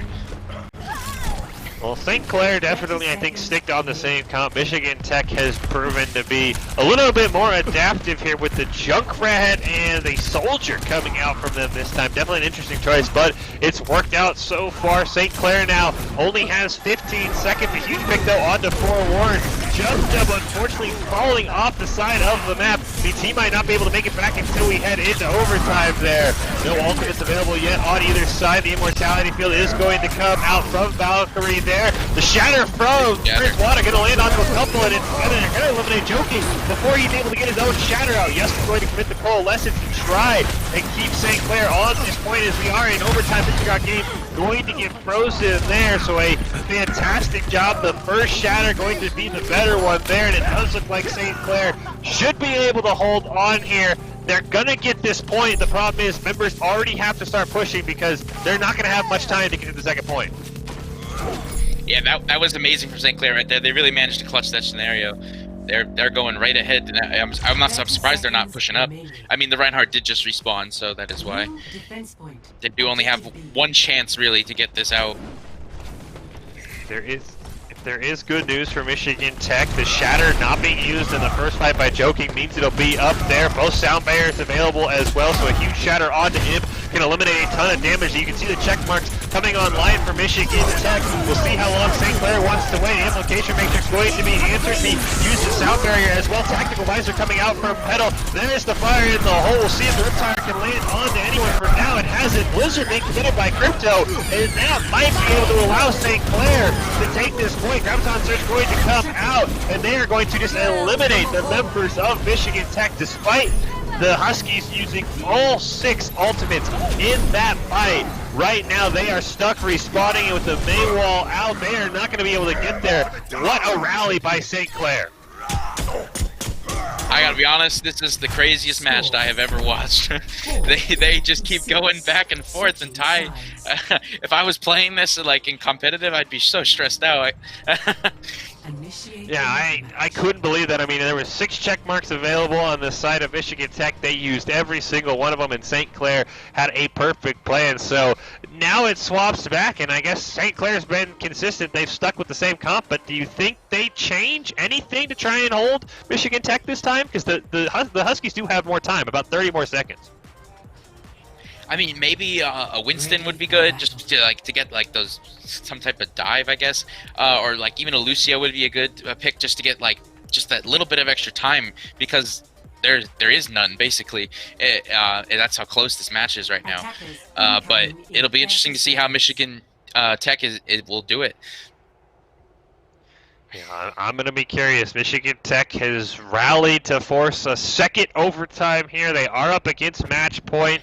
They have to capture both points once again to send us to triple overtime in this best-of-5 series on map for St. Clair, leading 2-1 in the series of this Overwatch Collegiate Throwdown. Fish and Red Vortex on the call. And this is going to be a crazy minute and a half, Red Vortex, because neither offense has really been able to be stopped. No, yeah, definitely. They're both unstoppable forces, and it really shows. They're just going at it, and it's working. Well, it's going to start with a huge pick onto Imp. So that means there's not going to be a Lucio available for St. Clair for a decent amount of time. We'll see if it opens up anything for Michigan Tech. The Petal on the Tracer taking a lot of damage, able to teleport back and go back to full life right now. Neither side really has much of advantage. Michigan Tech not able to get many more picks, even with the Lucio down. Petal is going to fall down, and Justin already has the Coalescence 30% ahead of the large one, and that is absolutely going to rip through the health bars. I think Michigan Tech might have one more fight in them. It's got to be really quick, and the bright side for them is they're going to have some ultimates in them. Yeah, no ultimates up yet, but Michigan Tech's going to have a few come into the fight, but they need to go right now. They have no time at all. They really need to push. Well, a huge pick onto Yestin. We'll see if they can make a difference this time. They got a pick on a support last time. Jub hiding there. He's 10% away from the Deadeye. Unfortunately for Michigan Tech, Joking goes down with the Shatter available. Coalesce being committed by the large one. He is going to get a pick onto Prince Wada. Jub, he's in the corner here. It's high noon. He'll get a pick onto Valkyrie as well. The large one, the only healer left alive. Seymour gonna take down Mr. Got Game. The Blizzard committed by Crypto as well. And an excellent hold by St. Clair, and they are going to be your winners of this first game. Now, that match was so long, I don't even know who would get to play the game. Oh, it's Justin here with the Moira. I was going to say, it didn't make player of the game status, but the entire difference of that point was Justin had his Coalescence 30% earlier than the large one did, and that completely changed that first fight. And after that, Michigan Tech couldn't recover. They had a rush onto the point, so didn't get play of the game for it, but you have to credit Justin with that huge Coalescence at the end. No, yeah, definitely. It's awesome. And Coalescence is always, in my opinion, it's kind of a weird ult to use because you can heal and do damage with it. So yeah, the Moira, one of those supports that 90% of the time in your competitive games not only has gold healing, but also will continue to remind you that she also has gold damage, and you need to step up your game. But that was a fantastic first match between Michigan Tech and St. Clair. We're going to have the top 5 plays in the player of the game. We're going to take a short break, but don't go anywhere because this is the match that Red Vortex and I are ready for. It is Boise State versus DeSales coming up after this top 5 in player of the game.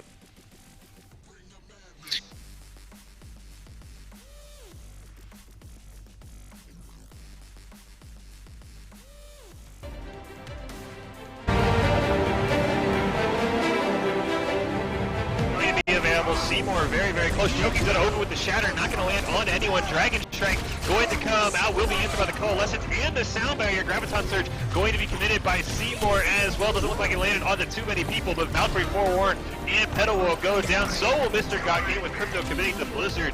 And that is just going to be so hard for saying. And Frozen, Reinhardt, the shield will hold though. Forewarned going to be the first one to go down.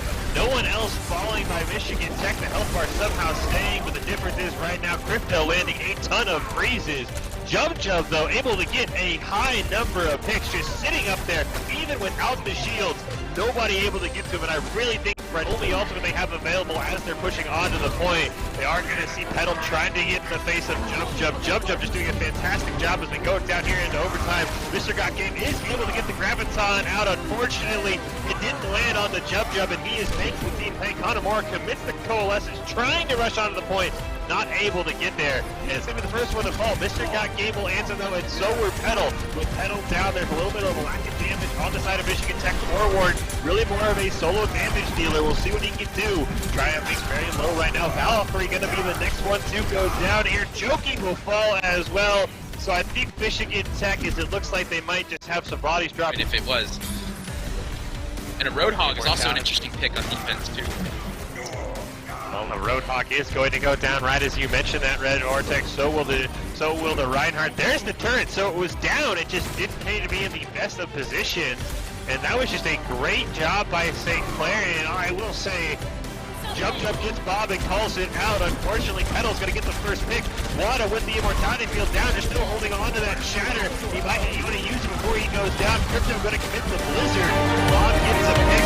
Jump going to get another one. And that Blizzard might have been enough to turn the fight. Wada threw down the Shatter as well. And that was going to go down for Michigan.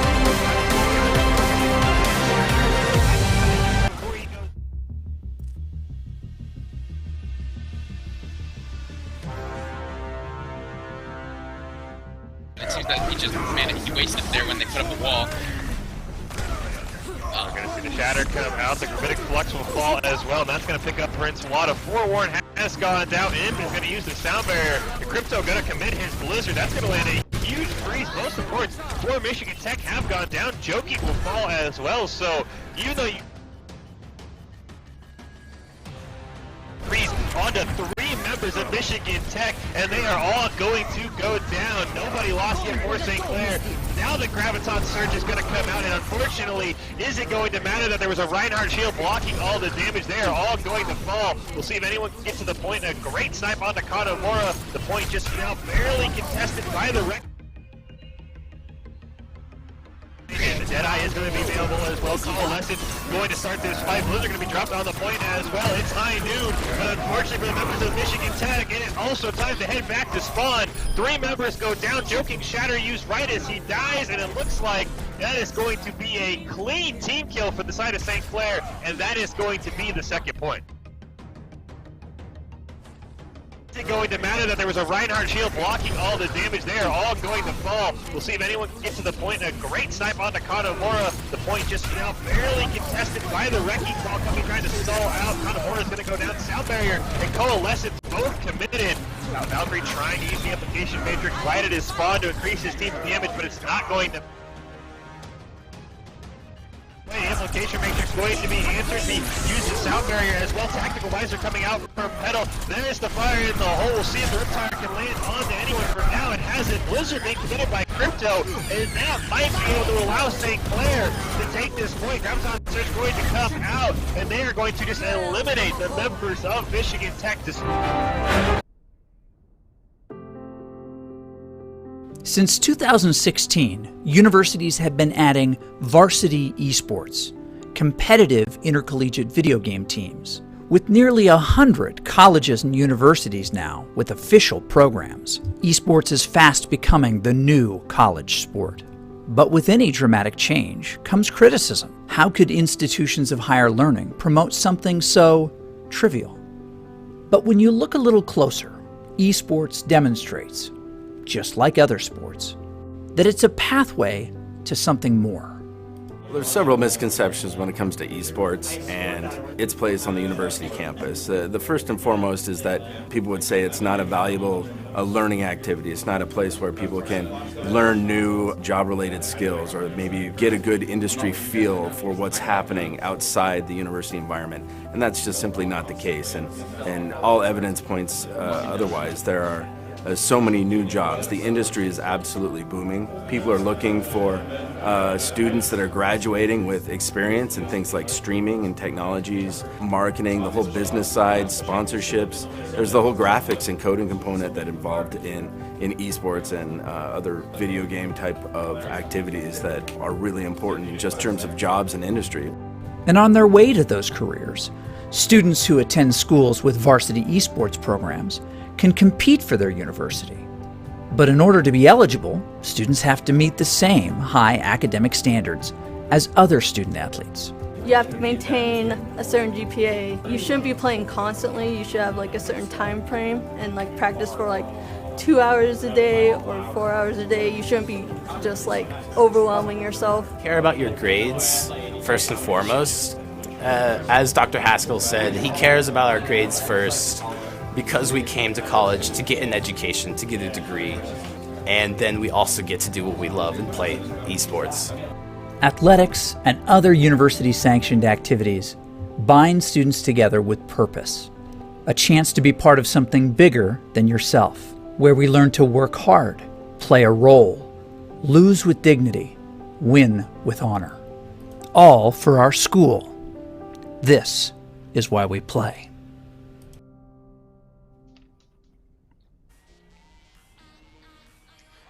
Welcome back to the Boise State Esports Overwatch Collegiate Throwdown here. It's a 4-team tournament. We just got done watching St. Clair and Michigan Tech go into double overtime on Game 4 before the Griffins were able to advance 3-1 victors over Michigan Tech. And now this is the game that we are excited for here on the impromptu casting desk, Fish and Red Vortex.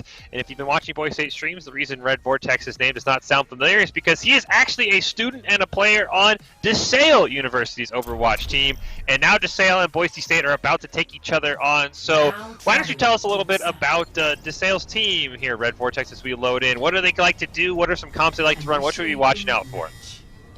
DeSales University, I know just from listening to them play and playing with them, they have a lot of different strategies for almost every map. They draw it out. They different flank routes and everything.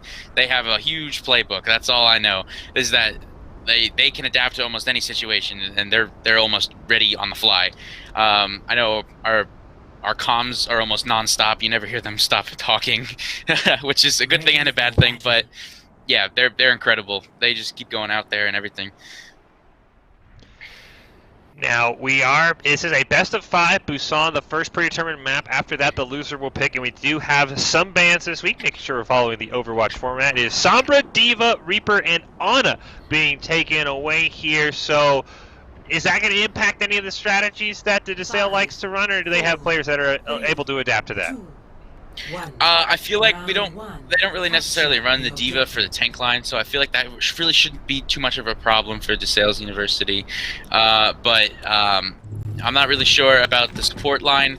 I know our supports often did run an Ana, but I know Capricious, who is our one of our main supports, she is very great on Mercy. Looks like we are going to have to reset here. I don't think somebody loaded in for DeSales, so we will wait for that. I don't know how the players will want to handle that. Looks like we'll just maybe go ahead and restart the whole game there. So, gonna be interesting to see there. I'll be curious if Boise State runs the same comp. That is not a map you would see Widowmaker. I don't know if Boise State realized somebody didn't load in and didn't want to give anything away there, but I can't think of anywhere you'd play a Widow effectively on that. No, yeah, Widowmaker for that map on Busan specifically, she doesn't really have many sight lines other than on the main point itself. But those walls go up and down, so it makes it really hard for her to actually hit those shots. Yeah, so I'll be curious to see. Maybe they knew game didn't go through properly. We also had some players on the wrong team, so maybe you don't want to give anything away here. And I'll be curious to see what the tank line looks like. We saw almost predominantly Zarya Reinhardt replacing the D.Va.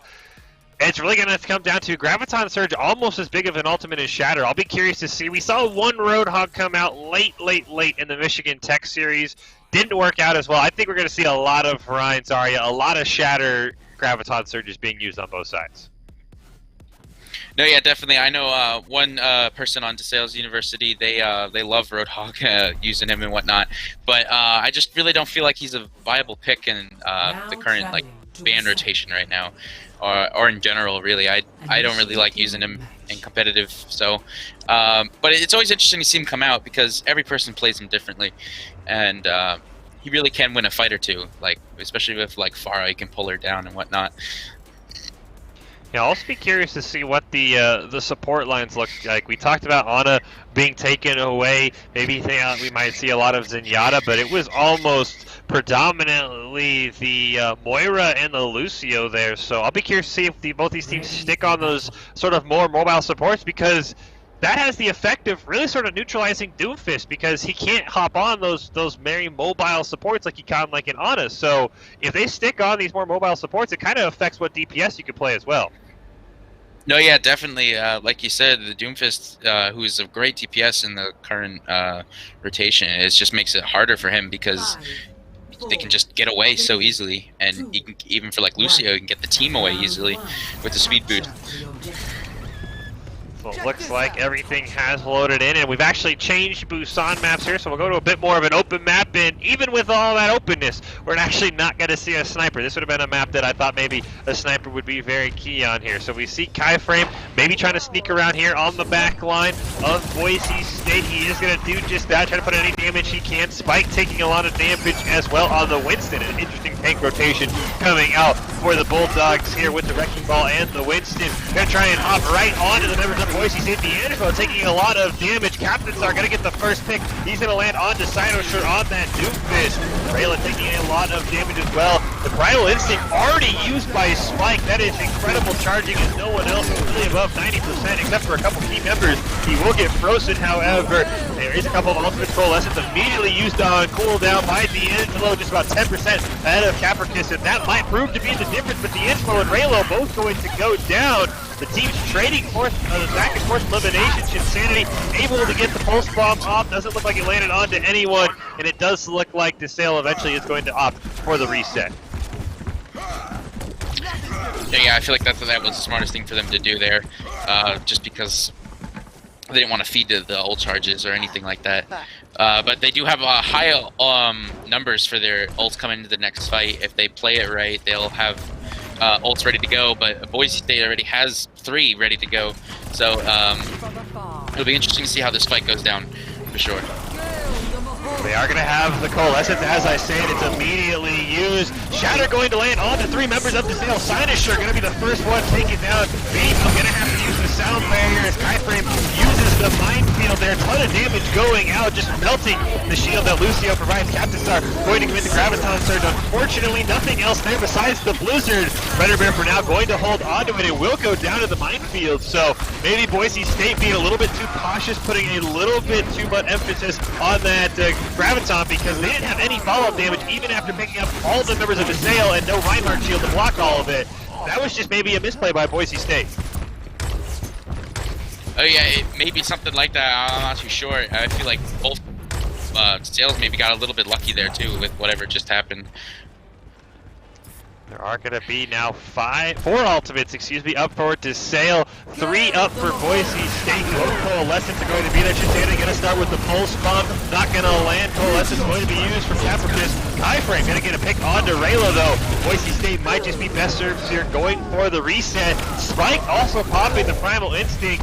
Maybe a bit too late, but a great job for DeSales. But now Boise State, they have all these ultimates available, and DeSales not going to have anything. No, yeah, and they're playing very far forward, and using that Primal Rage was maybe not necessary, but they seem to make it. They'll try to make it work.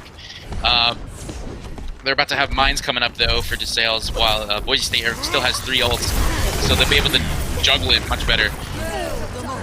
Well, unfortunately, Rayla's going to go down before they can use the Deadeye there. D'Angelo going to use the Coalescence. Viva also got taken off the edge by Sinosure, so Boise State already down a couple of members. And right now, the Broncos just need to find a way. Now, the good news is they started the point first, so they're going to have a couple more fights as Brenner Bear and Icy go down. So will D'Angelo, just going to jump off the edge. Captain Star would be best served to try and get away, but he might be staggered. He will. A great pick by DeSales. But for Boise State, they probably have one more fight, and it's got to start with Rayla not getting picked. That Deadeye's been up for 2 fights, and he hasn't been able to use it. Yeah, it seems like DeSales knowing their who to shot call, and they're just they're picking it right away, and they're managing to get it. Boise still has potential to win this fight though. They just gotta. Yeah, unfortunately, the Deadeye got used and immediately Spike got the pick, so Rayla just really hasn't had much of an impact these last 3 fights. A couple of freezes gonna go out, a pick will land on the Flame Bread. Beanie Bum going to commit the sound barrier there. Captain Star going to use the Graviton Surge. Unfortunately for Boise State, once again, they might not have enough damage to capitalize on it. The Primal Rage coming out from Spike. A nice pulse bomb there from Jin Sandy. Sinoshure's Meteor Strike not gonna land onto anyone. D'Angelo's Coalescence starting to turn the fight around for Boise State. The health bar's dropping low, and that was a huge Coalescence of D'Angelo. I don't think without that, Boise State wins that fight. No, yeah, that was awesome. There's still a lot of time left in this match, though, but I feel like Boise State can still hold this point if they play it correctly. I know DeSales was most likely thinking of a different strategy now, but I'm not really sure what they're going to do here. Either side has an ultimate very close. I guess Capricorn has the Coalescence basically available. 80% for a Moira. It takes just a few seconds to charge. So this is going to come down to making plays without those ultimates. Boise State going to be taking down all of the point right now. Rayla taking a lot of damage, able to get healed up. Captain Star now the target, but a great pick on the Flame-Bread. Coalescence and the Minefield both used as soon as they are available. Icy Shatter going to get onto a couple. Unfortunately, just like you did for Boise State, the Coalescence huge that time for DeSales, and that might be the deciding factor. It all depends how fast Captain Star can get back to this point, but I'm not sure he's going to be able to make it there. No, yeah, that was an incredible play from DeSales University. They managed to cap the point here, but like this map's not over yet. There's still plenty of time. 0-1. And Boise State is going to have to go on to the second point. That was a close one. That was 199, so both teams finding it out very, very well. And really, Coalescence is just the key for both teams. I mean, that turned around multiple fights. We've seen why Moira sometimes has a place, especially with the Ana being banned. So, and really, I mean, you're a support player, Red Vortex. Coalescence just sort of one of those use it and forget about it abilities because you just kind of aim it all over the map. Yeah, that's really true. It's more like a spray and pay type ult, and you just get it back so fast. So it doesn't really matter if you like fat finger it because it's viable in almost any fight. Well, we do have Doc's keys to the game against DeSales. Never take a fair fight. Manage your ult economy. Fight where and when you want, and prioritize the targets there. So that is going to be the strategy for Boise State, and it's going to have to work out because DeSales was the ones who won the first point, and now Brenner Bear being dropped very low, but Sinosure going to get picked out there. Spike dropping very, very low. He's going to go down. So will Chinsanity. Boise State doing an excellent job. But getting on the back line there of DeSales, they're going to send them running, and they should start with the point here. Yeah, and Captain Star getting his Zarya charge all the way up really fast. That was really a killer there for DeSales University, and that was a great play. I do think it's interesting. I want to see how Rayla uses this Torbjorn, because we have not seen a lot of good Torbjorn play yet, and it's one of those where your turrets have to be in the exact right spot, especially with some of these sight lines here. For now, though, DeSales taking a ton of damage. Captain Star going to get stunned. Icy has the Shatter available. Looks like he'll be holding on to it for now. The Coalescence is up and available as the Rayla turret will go down. D'Angelo very, very close to the Coalescence, so that might be dueling Coalescences to try to cancel out the damage. The first one's going to come out. The Shatter will be used by Icy. Going to land a two-man stun on the most support. Unfortunately, for Boise State, they did not have enough backline damage. Graviton Surge going to be used in combination with the Coalescence. Unfortunately, there's still just not enough damage for the Broncos. Kyframe now going to use his own Graviton Surge. Brenner Bear going to go down. Chinsanity going to use the Deadeye. Gets a pick on the Beanie Bum. And Captain Star goes down. And it really feels like the difference between these teams has been for Red Vortex. Boise State's Graviton Surges have been fantastic. They just haven't had any follow-up damage. And DeSales just kind of sat there and then been able to survive. No, yeah, definitely. They're throwing the grav, and it just seems like they're not able to like get the proper hits with it. But I feel like that they know now that that's what they need to do, and the next time one comes out, it'll definitely be a massive blow to DeSales University. We got Spike here with the ult charge, with the Earth Shatter ready to go, and there's the multi-core on the point there. Core is going to give one. Unfortunately, the Blizzard is going to help DeSales do a fantastic job. Beanie Bum using the sound barrier was not enough. Captain Star, the only one left alive, he will just jump up there to make sure the response aren't too staggering. And I'm going to say, I thought DeSales might have been out of luck. That looked like a fat finger sound barrier by Plainbread, but an excellent job recovering in there, using the Shatter and the Blizzard to be able to sort of make up for that lack of support hull. Yeah, it kind of did look like a fat finger there, you're right, but they managed to make it work, and that's what I was saying before, how these guys, they really know how to just transition with what they got in the moment. Going to see, it's going to start with the Coalescence from the side of DeSales. Nobody up on that Moira for Boise State. Brennemer going to throw down the Blizzard. D'Angelo going to use the Coalescence as well. Deadeye is going to come out and gets a pick onto Rayla. A couple members down on both sides. Spike dropping very, very low. Goes down right before the Shatter comes up. That is a huge pick for Boise State. Captain Star in the back line with nearly 100 damage on that shield. Just doing a ton of laser damage. Going to get a couple of picks with both tanks now eliminated for DeSales University. The Graviton available as well, but Boise State doing an excellent job. Unfortunately, Rayla has not been able to catch a break, dying as soon as they respawned. So for Boise State and DeSales, actually, Shatter and Graviton going to come up. So it might not be who uses it first in Red Vortex, it might be who uses it second. Yeah, that's definitely true, and sometimes that also is the factor in winning a fight, is because if whoever uses it first, but if nothing happens, then the second one. Actually going to get a stagger onto Kyframe. Yeah, and the Graviton Surge being committed there by Captain Star, maybe just trying to keep members of DeSales off the point, and Boise State will capture that. So it is going to go to Game 3 here, Red Vortex, and this has been a very back and forth series so far. I do know that from playing with DeSales, I feel like what type of map is this? Control Point? I feel like that's always our weakest maps, I feel like. So it always tends to go back and forth, and the third point is always unknown who's going to win. But I feel like both teams are warmed up now. They know how we both play, and it'll be interesting to see what happens. Going for the St. Clair strat there. lose on control, win on everything else maybe for DeSales. But they've gotten into a game 3, so we talked about it here. What do you like real quickly on the strategy for this map? I feel like a hit scan type character, any type of sniper is good on this map just because there's so much open space. Reinhardt's always a good pick because the Earth Shatter, like, again, lots of open space. Well, other than that, though, I don't really know if there's anything, like, special. Torbjorn's interesting pick here, but the turret has a lot of open space to fire and just do damage, lower people down, and, like, get picks. Sino sure is going to get the first pick. They're going to hop right on the Brennerbear as DeSales wants the brawl. Boise State on the point. Spike now going to go down. Rayla getting the kill even without the turret that was being taken down earlier. Captain Star, every time we've gone to him, that shield is at least 90 or higher, doing a ton of damage for the side of Boise State. Flamebred going to be the next member taking down. The Bronco health bars sustaining very well without that Lucio. That loss of speed boost might be huge for DeSales. Trying to get a pick on the Kai frame, but Wrecking Ball can be so hard to hit as well as that Tracer. Coalescence going to be used by D'Angelo there just to get a couple of picks in a very extended engage. Boise State nearly halfway to cap at the point, and it looks like they will be able to get it, and they have a shatter and nearly a sound barrier available as well. They got lots of ults ready to go in the next fight. It's interesting to see the composition that DeSales University is running.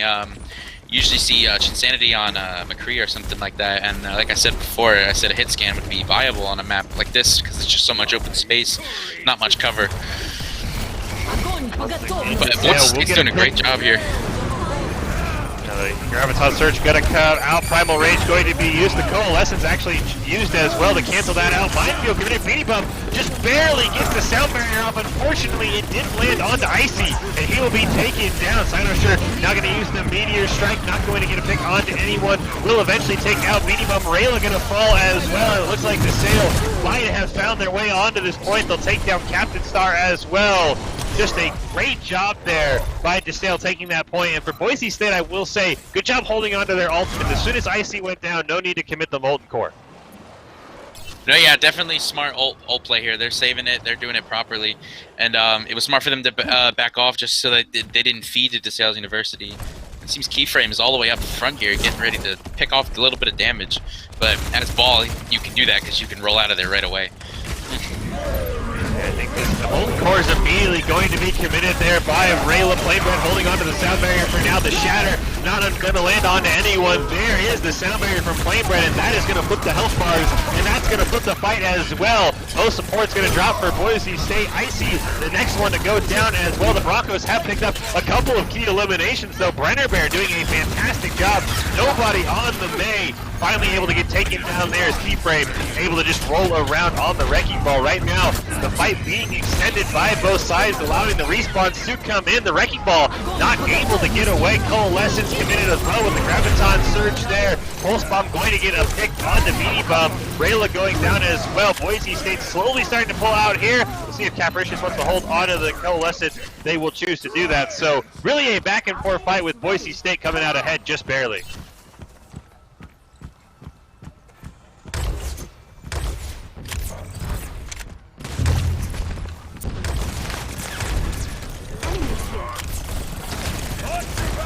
Boise State, they have just the Blizzard available, Primal Rage, and the Coalescence available for DeSales, and we've seen how game-changing that Coalescence has been. Once again, Ventura going to go down for Torbjorn. Primal Rage going to start the fight here. Blizzard going to come out from Brennerbear, and so will the Molten Core. We'll see if they can combo this together. Right now, just to pick on to Chinsanity. Coalescence not able to keep the members up. DeSales alive. Meteor Strike committed. Two members down for both teams right now. Sinosure dropping very, very low. But Boise State starting to lose members as Brennerbear will go down. Trying to hold on to the point is Captain Star. Boise State actually going to get up into 99% and into overtime. Just holding on. Spike goes down. Icy will fall as well. So two tanks are down. Captain Star, though, doing what he can. Nearly has the Graviton available at 80% and climbing very rapidly. Gets the pick onto the Moira as well. And that might be the saving grace for Boise State. Captain Star nearly has the Graviton search. Chinsanity Pulse Bomb, though, gonna pick up a double kill for DeSales, and that actually might have changed the fight. That was a huge Pulse Bomb, and I think the Broncos might be better served to reset here, because they have a couple fights to take with DeSales only at 60%. No, yeah, there's plenty of time for Boise State to still win this. DeSales University capping it late there. They still have a lot of time left before they reach the 100%. Third point is always crazy though. Yeah, always neck and neck, back and forth. It's nuts. The advantage here for Boise State is they have the multiple ultimates, the Shatter and the Graviton Surge going to be committed. Shatter lands onto both tanks. They get it one pick before the Sound Barrier is able to come down. Beanie Bo, Sound Barrier not able to keep himself or Rayla alive. D'Angelo going to use the Coalescence with the Primal Rage healing spike to full. Cynosure now going to commit the Meteor Strike, lands right on top of D'Angelo. That's going to be one less support for Boise State as Beanie Bo rushes back to the point. We are going to see another pick onto Brennerbeck. Capricious going to throw down the Coalescence immediately as it comes available, and that might be the game changer. The Molten Core comes out, but a double kill going over the Moira for DeSales, and I think that second Coalescence was huge. As we talked about Red Vortex, sometimes it's not always who hits the ultimate first, but who hits it second, and now the Broncos going to have to go into full stall, trying to get to the point, but they will not make it, so DeSales will be your Game 1 victors.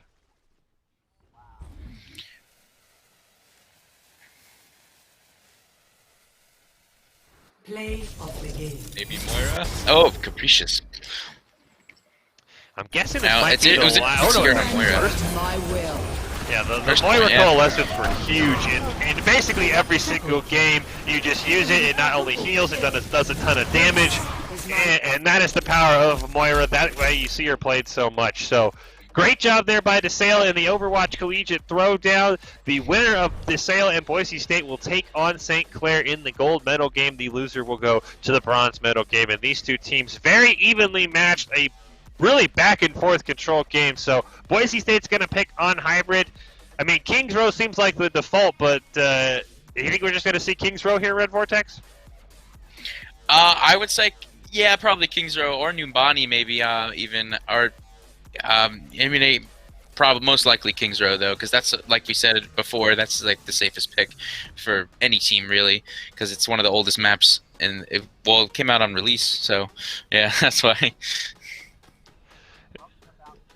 Well, we have 2,000 people in the chat, as you can see right there, cheering on DeSales and Boise State. So thank you so much for having us. We have a ton of Overwatch ahead of us, so it's going to be exciting. Don't forget to follow Boise State's Twitch for more action. Don't forget to type in !free sub. So in case you missed the first game, in case your buddies from DeSales didn't get to see Red Vortex casting, they can go back and watch the VOD as well. So you want to make sure you type that in the chat. So it's been a lot of fun, and I will let you in on one secret, Red Vortex, that I picked up from casting Boise State. The Broncos like to practice non-Kings Row maps because they know everyone picks Kings Row, so sometimes they can sneak out a victory on a lesser-played map. So I would not be shocked if we don't see Kings Row, but we've seen a lot of Kings Row even when Boise State has that strategy as well.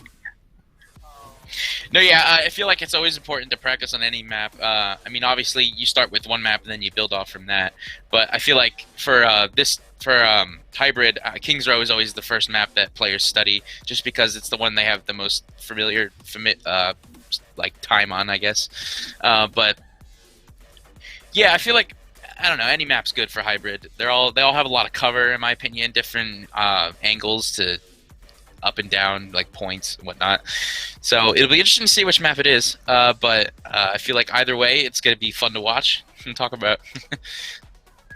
Yeah, we did see someone in the chat, CBMX. I'll pass it along to production, asking for more spectating on the DPS players, specifically Rayla and Cynosure. So whoever's spectating for us in the background there, if you want to make CBMX happy here on this next map, give us some DPS point of views. I will say, though, unfortunately for Rayla, not a good first map. It was just almost spawn die. He was not able to make much of a presence. So that I think is going to be one thing for Boise State. Keeping Rayla alive is going to allow the damage to go out on DeSales. No, yeah, it seemed DeSales was just like, there he is, bam, gone. And I was like, wow, okay. Yeah, so it is going to be a lot of fun. Yeah, we are unbiased here. We have one Boise State caster and one DeSales caster. As you can see there, the keys to the game for Boise State: never take a fair fight, manage the ult economy, fight where and when you want, and prioritize those targets. Boise State gonna have to do it. I think they did a good job of managing their ult economy. It really just felt like when they used the Graviton, they just didn't have a follow-up. I thought that was the one key, is we saw a couple of 3 or 4-man, even 5-man Gravitons from Captain Star, and there was just no follow-up damage for Boise State besides just traditional auto attacks.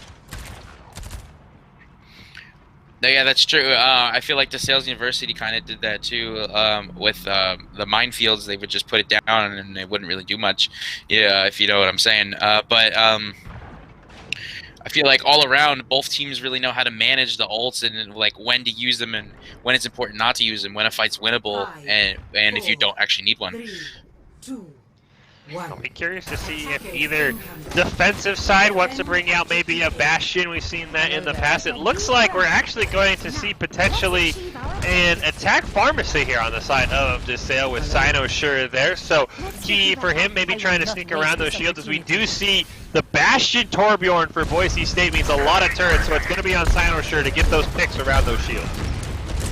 It's interesting for DeSales here because traditionally we see Insanity as the Pharah rather than Cynosure, but either way, I'm sure they'll both be able to pull it off. But good defense here for Boise State. They're all grouped together. They're doing good. They're not panicking at all. They're taking it like champ. Yeah, I will say Cynosure currently playing the ever-evasive Brown Pharah, and it's actually working out very well because it's actually making her a harder target to hit for the Bastion. Immortality Field going to be committed there by the Beanie Bum. Unfortunately, no one going to go down for DeSales. Now, a great Implication Matrix going to be used there, and immediately the damage starts raining down.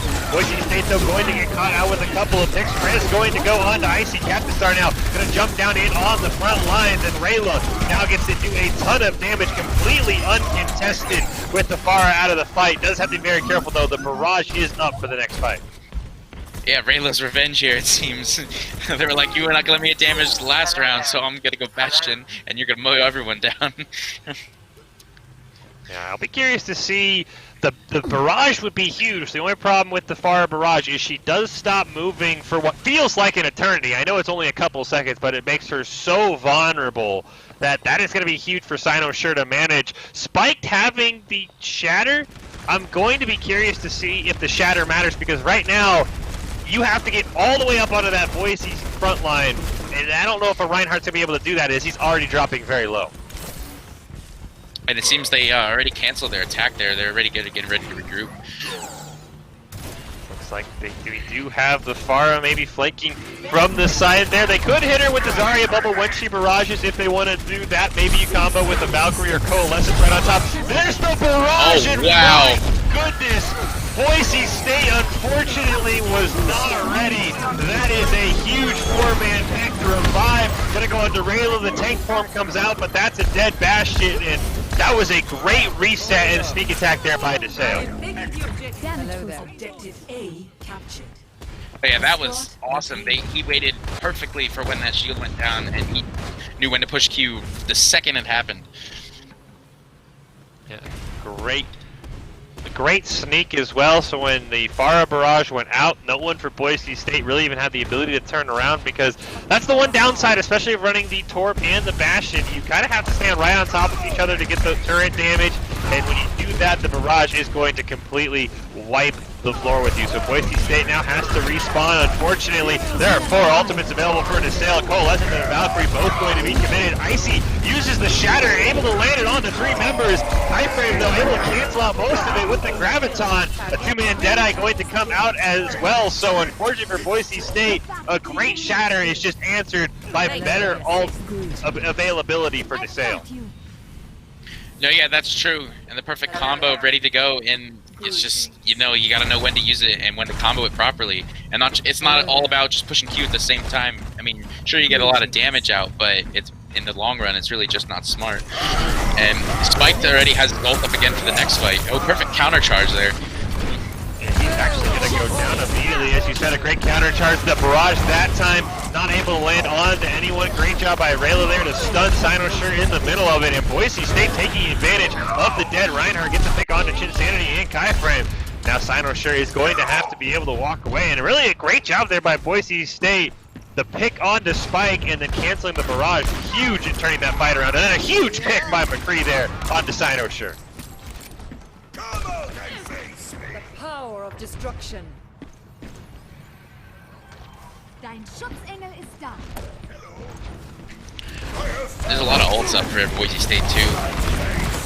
Coming up, I should say, rather.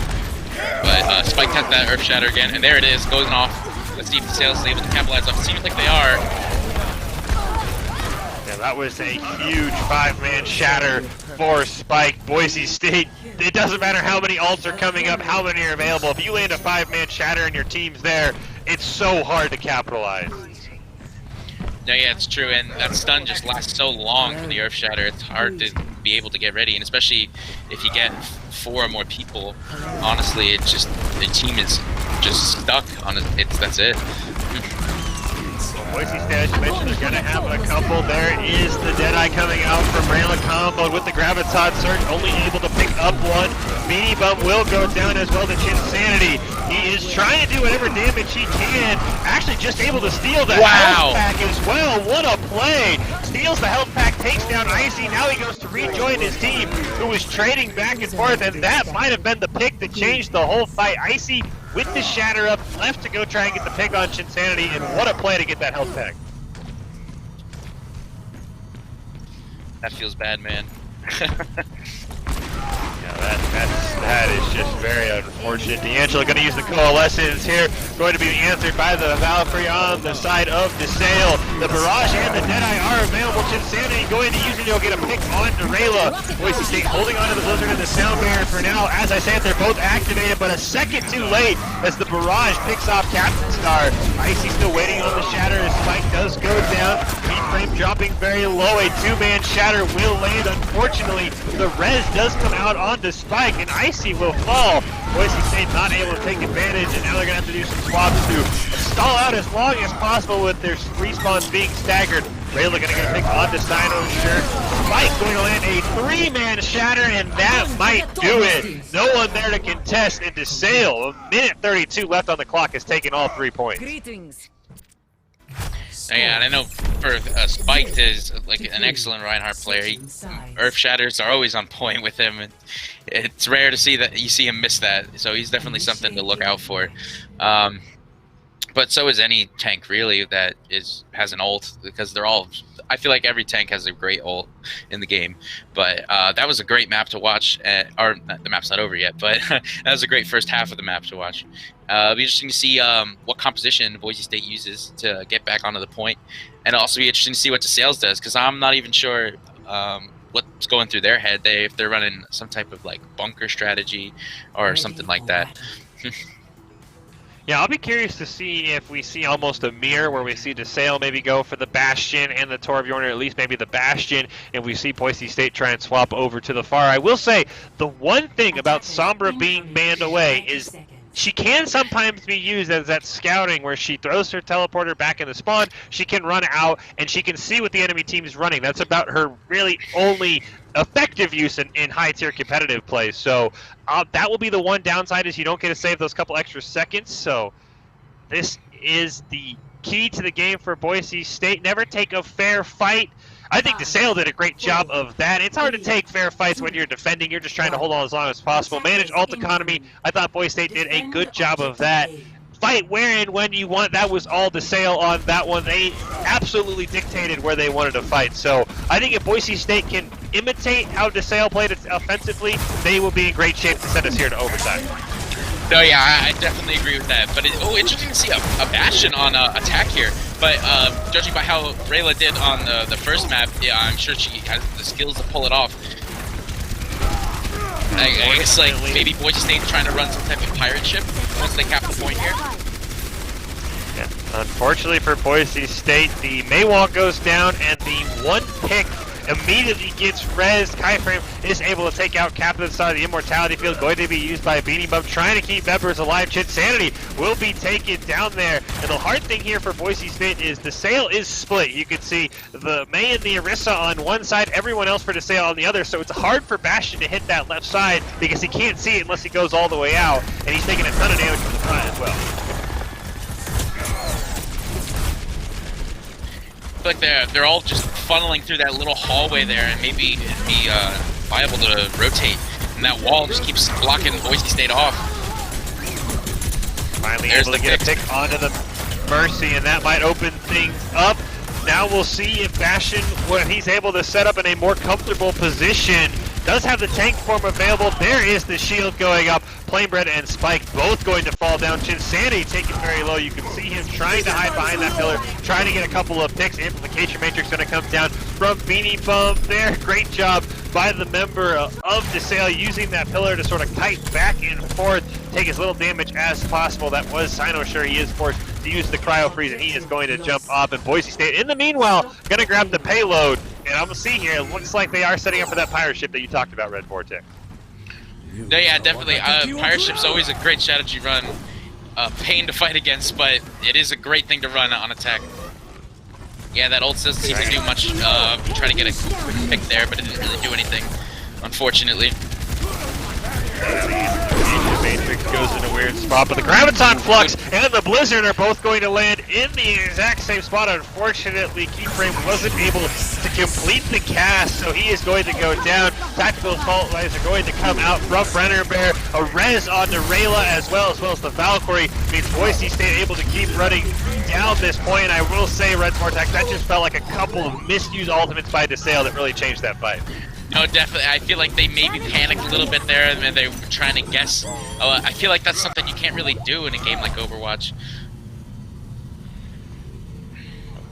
This might, and it'll be curious to see how long Boise State sticks on this comp, maybe even switching off as soon as they lose a fight, which to me means that this might be a very, very early tank form used here on the side of Rayla, just to make sure that ultimate does not go to waste. You've gotten this far with it. Why wait? Because you can see from DeSales with some of those ult percentages, they have almost gone for a full swap, swapping both DPS, a tank, and a support. So, would not surprise me, Red Vortex, if Boise State follows suit. They find out the flank from Keyframe there on the Wrecking Ball, but all the meanwhile, the point still pushing. Supercharger going to be used by Captain Star, but as you can see, it is smooth sailing ahead. Spike, though, wants to jump right onto the point. They're going to take down the Supercharger. Icy going to land a 3-man shatter, and the health bars for DeSales are just evaporating right now. Rayla still holding onto that tank form as long as possible, and why not? Boise State, it is smooth sailing right now. No, yeah, they're managing to absolutely roll right through them right now, just because they were running characters that don't really have big shields. Like we can see now, Spike switched to Reinhardt for that little bit, but I think it's just gonna be too late. Like, there it is. That was a huge push by Boise State after a slow start, a little bit of a slow start at least on that first point. They were not stopped. They're going to have 3 more minutes than DeSales as we head to overtime. I think it's about 4:02 to a minute and a half. So I'll be curious to see how DeSales wants to respond, because they've got to be a lot more efficient when it comes to pushing this point in overtime. No, definitely, and they just don't have the time to really take it slow, unfortunately. But Boise State does. If DeSales University manages to go all the way through, it's not going to be hard for Boise State. They'll be able to take it slower and just think it out more methodically, I guess. I'll be curious. I would assume Boise State is going to run a similar comp. Shout out to everybody watching here, maybe saying a C9 was pulled there by DeSales, not getting to the last point in time. Be curious to see what chat thinks going to be run here from DeSales, because they need to be very quick, and Boise State did a great job stalling last time with that Bastion Torbjorn defense. No, yeah, they definitely did. It's always cool to see I know from playing, like, when you pull off a pirate ship like that, it's always fun because you just go, and then you just feel like you can't be stopped. Well, it does look like DeSales maybe stealing a little bit there for Boise State. It looks like for now they have their own attack Bastion. They still also have the Pharah and the Mercy. And Boise State pulling out the Junkrat with those grenades, being able to sort of lob them down in those close corridors, do some of that AoE damage. That might be huge. But once again, I think this is going to be how quick can Sinosure build up that barrage, and can he land a 5-man barrage once again onto the side of Boise State. For now, the Broncos trying to find a pick. A great underneath flank by DeSales here, sneaking away from all that potential damage the Bastion can do. Immortality Field has gone down. A couple of picks, though, make that 3 picks for Boise State. The Immortality Field barely keeping DeSales alive. Unfortunately, the only surviving member of that attack Bastion, and that is the last thing the Bulldogs wanted to see. No, yeah, definitely. That just it didn't seem like that worked out in their favor at all. I'm surprised that they're not switching up here at all. They're going back in with the exact same composition.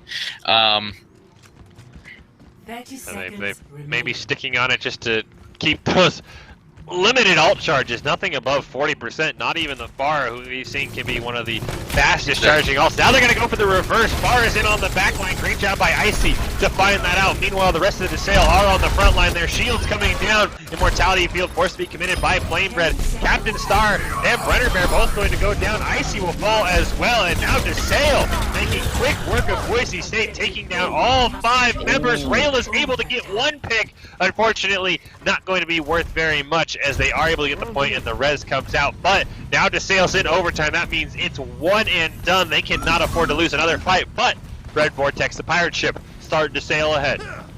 Yep, there it goes. Lots of ults coming up from both teams here. The Boise State's got the damage amp matrix, which is great with the Bastion. Just tons of damage being output.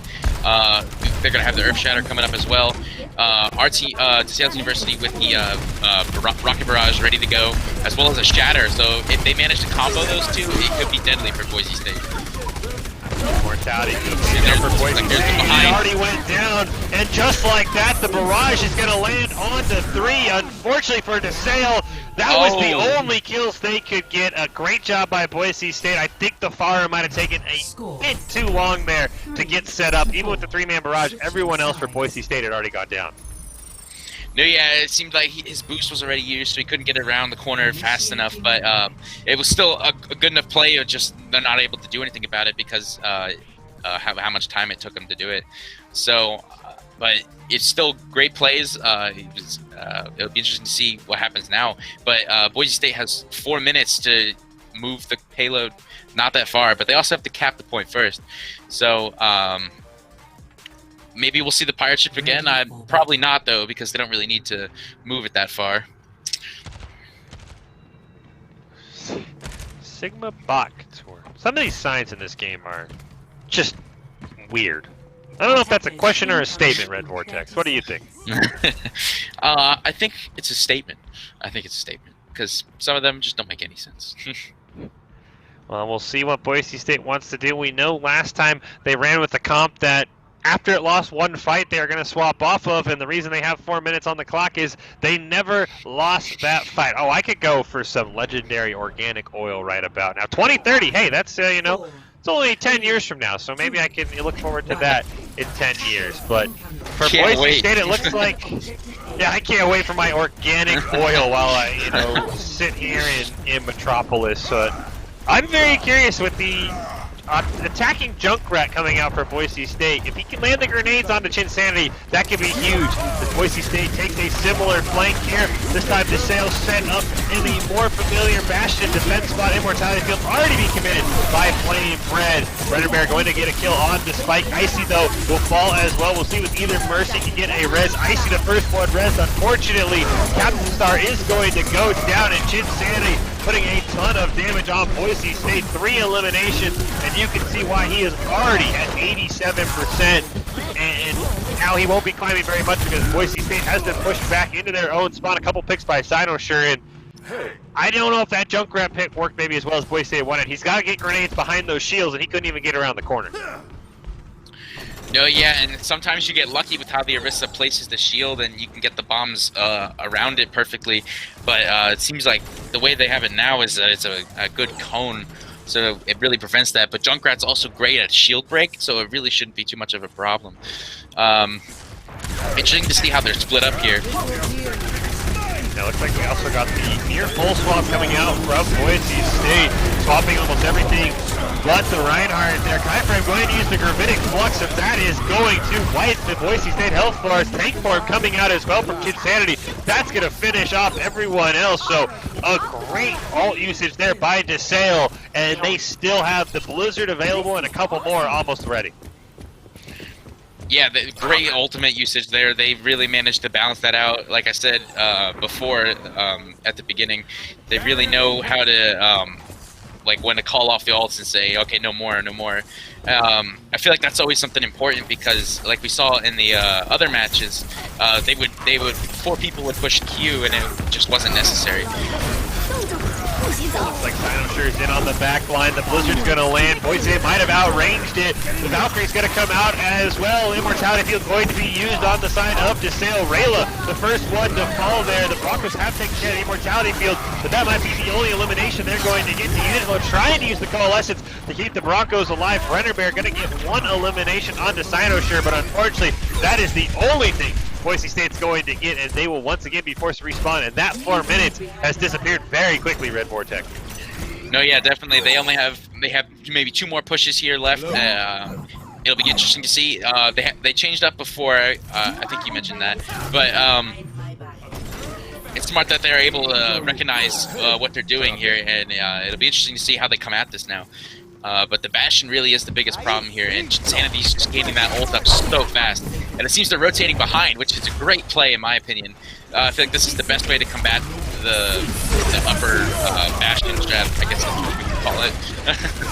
Yeah, unfortunately for Boise State, it was a huge paywall by Sinosure. It cut off Icy from the rest of his team, and Shin Sanity, who needs a Q when you can hold down left click? He absolutely destroyed Boise State, and now the Broncos, they might have 1 fight left. They've unfortunately lost 4 in a row, and you look at the ultimates, they've got a couple coming up, but there's already 2 prepped and ready for DeSales. No, yeah, it's very impressive here that they were able to hold it this long. I mean, Bastion is just like a great character for these types of situations. Flux going to be used there by the Sigma. Brennerbear tries to drop the Blizzard. We're also going to see the Graviton Flux used on Chinsanity, but the Immortality Field is going to keep him alive. Rayla tries to use the Deadeye, see if he can get a pick. Doesn't get any. Great shield there by Keyframe to stop all of that damage. Now into overtime. Boise has to find a way to capture this point to keep this game alive. Coalescence coming out from D'Angelo. Might have got a couple of picks. Chinsanity is going to get rezzed, however, and that might be the difference. We'll see if anyone on Boise State can get up there. Spike going to go down.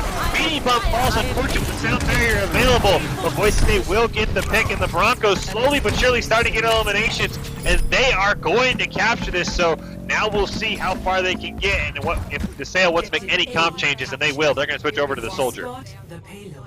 Yeah, and Boise, I gotta be honest, Boise State has the advantage in ult here. Earth Shatter with the sound barrier is versus 1 Blizzard. Valkyrie is good to get out of the way, but in terms of damage and wiping out a team, it just doesn't do much. Looks like we're back and on the pirate ship here for Boise State. Now, if Sinosure gets the Blizzard off properly, it could stall this whole thing. But there goes the Blizzard. Let's see how it works out. Blizzard able to get Rayla the sound barrier and Immortality Field. They're able to keep the rest of Boise State alive. Icy now going to be the next one to go down with the Valkyrie being committed. Captain Sark going to use the Graviton Surge. Going to land on a couple members, and with a fully charged damage on that laser, he's able to get a couple of picks. Unfortunately, he is the only member alive for Boise State. Overtime going to end, and as you mentioned, Red Vortex, an excellent Blizzard just to neutralize that Bastion, and DeSales going to head to game point. Yeah, I mean, it's always interesting to see what the play. Moira again. I think that's like 5 in a row now. And this one might not even involve Coalescence either, which is the more impressive part. Just doing a great job. The amount of damage that a support can put out sometimes makes me question why is she labeled as a support. That's very true. She does do a lot of damage. That even like brings up like the new character that's coming out next week on the 14th, Echo. She's gonna be she's a DPS, but everyone thought she was gonna be a support because she has support-like abilities, but her damage is DPS-like. But it's always interesting. I wonder what their thought process is when they're picking characters and how they decide who goes where. Tanks obviously go there because they have more health, but yeah, it is interesting, and I am excited to see what Echo is going to do to the scene. But before we get to that, Boise State has to find a way to win. They are going to have choice here on Escort. We've seen Dorado come out. Do you think we might see that be the pick again here? Or well, let's talk about DeSales. You are a member of the team. Is there a certain map they like to practice really on Escort? For Escort, I feel like Dorado is their strongest map, but I'm not. I mean, it can go either way with DeSales University. I feel like, yeah, I'd say Dorado is their strongest map. I feel like they're also really good on Rialto, but not so much any of the other ones, I feel. But like I said, they practice on almost every map. So, but I have no clue what they're gonna end up picking here. But either way, I feel like both teams are doing a great job overall, and it just keeps going back and forth. It just seems that DeSales is managing to just, I don't know, capitalize a little more. But it's crazy overall. The match is nuts. Yeah, this has been a crazy match. I'm not even sure how crazy it's been if it'll be able to match what we saw with St. Clair and Michigan Tech, especially with a double overtime assault map here. But Boise State's got to win to force us to assault before we can talk about that. And the winner of this will play St. Clair, who did an excellent job coming back after an early loss on control. So looks like, I think I heard we're heading to Dorado there. So I'll be curious to see. We've seen a couple different strats. We saw the red building flanked by one side. We saw the spawn trap flanked by one side to burn off some time. Is there a preference you have between either sitting in that red building for the sneak attack or sitting right on spawn to burn off time if you're defense? On defense, I feel like playing that ledge around the first turn is where DeSales University would defend the best, because I feel like that's where they would do it. I feel like they don't really do type of like spontaneous surprise strats, if you know what I'm saying. I feel like they're more of like, all right, here's where we are, you're not getting past us. Doesn't seem like they're running a bastion though, unless they're on attack first. I can't tell.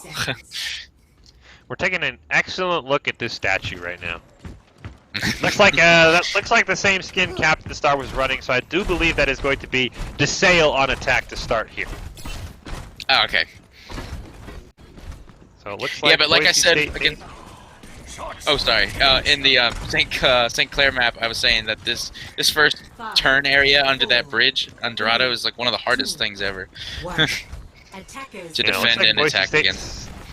Yeah, looks like Boise State's setting up around that first point, and then they're immediately going to try and jump onto DeSales right now. No one dropping very low. Maywall going to come out from Sino Sure. Maywall also going to come out for Brenner Bear, not able to get a pick. Captain Star finally going to be able to take out Spike. Boise State doing a great job landing that first elimination. Also able to get one on the Plain Bread, so they'll push it back into spawn. And that's just what you see on defense here. Just trying to waste as much time as possible. There you go, on this first turn, yeah, definitely. It's important on an escort map because time is the essence. And once you get that overtime, that's when the players really start to panic, almost, that you could say, and start trickling in. And that's when compositions really fall apart. Spike Sino Sure taking a lot of damage as Boise State able to hold, unfortunately for the Broncos. Brenner Bear will go down, so will Captain Star. Spike has the Shattered available, going to throw it down. Didn't land onto anyone. D'Angelo needs a Coalescence and a one-man Shatter onto Chinsanity. Is not going to be able to get a pick, however. Playbrad able to use the sound barrier there, allow the health bars to push up. Rowdy comes out from Beanie Bum. Unfortunately for Boise State, that sound barrier might have flipped the health bars just a bit too much. Gold Core coming out, able to just get one. Boise State just able to go back and forth. Looks like now DeSales start to win, and now they can start pushing forward. Yeah, and Keyframe just got his Zarya charge up all the way so quickly. He was able to like mow people down with that 100% Zarya charge. Does so much damage, it's ridiculous. Yeah, he's up at 93%. You can see DeSales has every ultimate available except for the Lucio one they just used. So Boise State, without any of those nice little check marks, has to be very careful. We're going to see the Coalescence start the fight. Deadeye going to be used by Chinsanity as well. Not going to do anything. Graviton Surge from Captain Star going to be committed as Sinosure uses the Blizzard. Gets a three-man freeze. Spike going to throw down the Shatter. It's going to land onto a couple members. Icy going to go down. So will Beanie Bum and Captain Star. A team kill for DeSales, and they still have that Graviton. Just a great use of ult management by DeSales. Yeah, they were able to hold on to it, and it's smart that they knew when to use it, or if they needed to, which turns out they didn't. It'll be interesting to see how they use it in the next fight, but it's always good to have it in the back pocket in case they need it for a panic or something, anything. I'll be curious to see if they want to save it. We saw a couple times with Boise State where they used the Graviton and didn't have any follow-up. Blizzard going to start the fight though from Brenner Bear, going to be used with Coalition by D'Angelo. One thing going to come out. There comes the Graviton surge from Kyframe, going to be using combination with the Coalescence. Unfortunately, not going to land any picks, and the members of DeSales starting to go down as Keyframe will fall. Boise State doing an excellent job starting that fight. As we talked about, never start a fair fight. They did not do that. They caught DeSales maybe a little bit off guard with a very, very aggressive Blizzard, and they're able to push them really back into spawn. A Shatter's going to land onto support members. Flamebread goes down. Boise State doing an excellent job in that fight. No, yeah, absolutely. Boise State able to capitalize off those early picks, and they really just steamrolled DeSales down, and they were like, they're down, we're up, let's go. And they really did a good job with that. They also have a couple more ultimates available. Chinsanity going to use the Deadeye there. Just actually able to get one pick on Durela, who had used the Deadeye as well. Captain Star going to use the Graviton Surge as well as the Coalescence and Sound Barrier coming out from Boise State. Unfortunately, Brock was not able to get any picks from there. Captain Star able to get a pick on Spike later into the fight. Shinsanity though doing a ton of damage. Sinosure able to use the Blizzard, get the freeze onto both tanks for Boise State. D'Angelo frozen as well, and it looks like for Boise State without a front line, the members are going to start falling. Brenner Bear will go down, and a great combination of the Blizzard and the amount of damage Chinsanity can put out, and that turned the fight for DeSales. Yeah, Chinsanity's actually one of the people who helped get me on the team. He was actually my suite mate freshman year, so that ended short, unfortunately, due to COVID. But yeah, Chinsanity's a great guy, but funny story about him is he used to be a console player, and now he's on PC. I feel like there's a lot of people who have slowly been going from console to PC. We see Chinsanity able to get a 3-man Deadeye. If only he knew how much I hated that ultimate, he would be mucking it up right now. But Boise State has nothing to yuck about. They are going to once again get team killed, and DeSales just has not been stopped. No, yeah, like both teams are doing a great job at capitalizing off of the early picks in a fight, and it really shows just which team knows what to do, and both teams in this situation do. I should warn you, Red Vortex, I have promised on stream if a 6-kill Deadeye ever comes out, I am leaving my house to calm down, so you might be prepared for that because Chinsanity is absolutely nuts right now on this McCree. Fight taking place here. You can see Kyframe has that 100%. A huge 5-man shatter is going to hit Boise State, and 3 members are going to fall. Beanie Bum got caught and couldn't use the sound barrier. Captain Star going to go down as well. Boise State might have one more chance to stop the payload just because it's that far back and they don't have them. Now they have all 3 members for the maximum push speed. We'll see if Sinosure can land a Maywall to stop anyone from Boise State from getting out. Looks like the Broncos going to take a flanking route here. They're going to get to the point in time. Captain Star going to use the Graviton Surge. Chinsanity though going to use the Deadeye, not able to commit it. And every ultimate being thrown by both sides, and Boise States are going to be the losers of that battle. With the Blizzard, Sound Barrier, and Coalescence coming out, DeSales University going to get all 3 points to start. Greetings. Score. Yeah, and with a lot of time left to spare there too, for DeSales University, if it comes down to it, they have 2 minutes on their side. That's great, but I feel like Boise State has the potential to push all the way through and make us go into overtime. The only factor after that, though, would be how much time is left. I know, like I said before, I feel like DeSales is going to run some type of bunker strategy here on Dorado, but you never know with them. I will say the one other thing going for DeSales, they have not 1 but 2 copy pastas in the chat to help out DeSales, and that always can be a tough time if you're Boise State and you've got 2 copy pastas going against you. We're spamming the mail and we're racing the sales. So Boise State has their work cut out for them, and really I have to say, spotlight goes on Chinsanity. He has been insane on the McCree. The damage he put out is absolutely incredible. If he swaps off McCree, that might actually be the downside for DeSales because he's fantastic right now. No, yeah, he's an excellent hit scan type player, but I know McCree is his go-to character. He absolutely pops off with him. Makes me mad in 1v1s. Well, Boise State, if now is when they need the keys to the game to come through, it's more than ever. They are up against match point. Never take a fair fight and manage that ult economy and fight where and when you want to. That has to be the key for the Broncos here. And it looks like DeSales not going to go with anything too cheeky here. You talk about Red Vortex. They're more comfortable making this first check, this first corner, the hardest part. Oh yeah, definitely. They're playing this a little bit safe here. It's going a little crazy down in the middle there. Yeah, it looks like maybe a little bit too split up. I know we had one member for DeSales on the back there, on that back yellow house. We have a couple members up there. Maybe they outsmarted themselves and they just kind of let Boise State push right through, being a little bit too spread out. Yeah, it seemed that way, just a little bit. It seems they gave up that point a little bit too early. They jumped down early in it. Boise State was able to just say, okay, they're here now, and just took them all out. And it was excellent play by Boise State. And now Boise State trying to push forward in the first fight. They are taking a ton of damage. Brenner Bear going to be the first one taken down by that Doomfish. Insanity doing a ton of damage on that Tracer as well. Spike and Sinosure are going to go down. Boise State might have found their window. The Molten Core is available, as well as the Shatter and Coalescence both being committed there. Heat name dropping very low. He will go down to the Molten Core being used. So Boise State maybe a bit too overzealous using every single ultimate there, but it is going to work out. They should be able to take this first spot on the payload once they deal with this last Tempest.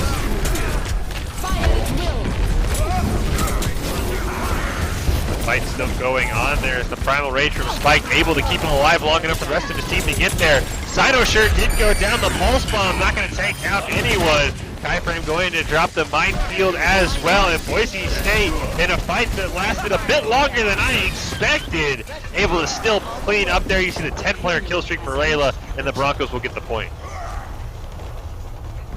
Yeah, excellent hold there by Boise State. I'm not sure what's going on with DeSales University, but they really need to come together here and think of a good comp that's working. Sinosure with his ultimate ready to go, and as well as Reinhardt and Lucio for Boise State.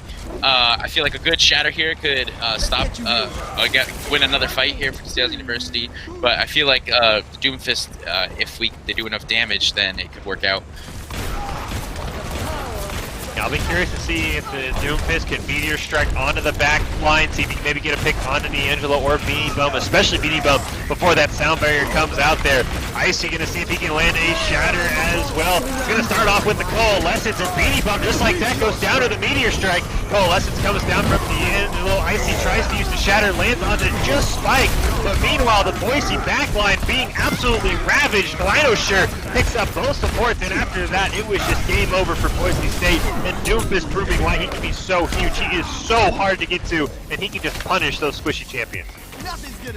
And I feel like for DeSales University, Sinosure on Doomfist and Insanity on McCree is one of our deadliest DPS lineups. Those are both their most comfortable characters, I feel like. But for Insanity, I know definitely, but Sinosure on Doomfist, he just manages to get those combos down, executes them so well. Well played. Doomfist is very scary. So is a three-man Shatter onto Boise State. Beanie Bum able to sound barrier though. Brenner Bear going to use the Blizzard. Boise State able to get the pick onto Spike. Keyframe going to go down as well. Icy picking up both of those. Goes charging in to the back line. Insanity falls. So Boise State, excellent use there. Capitalizing on the no ultimates for DeSales, and they are able to win that fight.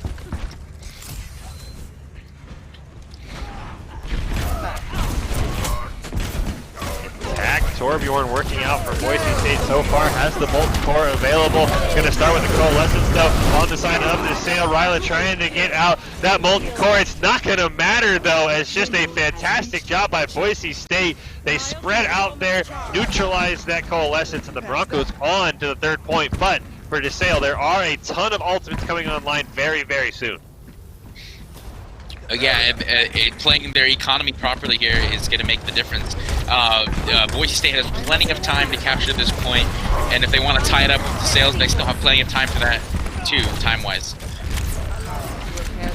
see the Deadeye up, the Meteor Strike and the Sound Barrier both up as well for DeSales. The Shatter coming up very soon. Coalescence going to be used by D'Angelo. Icy will get a pick. Flamebreak and the Sound Barrier. And D'Angelo will go down. A Shatter going to land onto the backline for DeSales, but the Graviton going to stop any advance Boise State had. Cynosure will go down. The Meteor Strike not able to land the pick. The DeSales might have needed Insanity. Going to use the Deadeye there. Just gets the kill on Duralo. The Maywall a little bit too late for Brenner Bear, but Boise State able to neutralize that damage there. Now the Broncos pushing underneath, trying to build up an ultimate. Have to deal with that Shatter on the side of Spiked as well whenever he wants to use it. Boise State needs to make sure they are spread out, at least not to suffer a 6-man Shatter. We've seen a couple times. Huge Maywall for Brenner Bear, potentially catching Spiked out, but the shield will hold, and Boise State has to fall back just a little bit. I think they're going to just wait for their members to come back and maybe wait for a reset. Maybe even stall this Coalescence is coming out from the side of DeSales. Boise State, Maywall's going to go down, but it's not enough to save either tank for the Broncos. 4 ults available, but they might be better well served just letting this fight go to waste and come back with all 4 ultimates because DeSales only has 1 up to their name.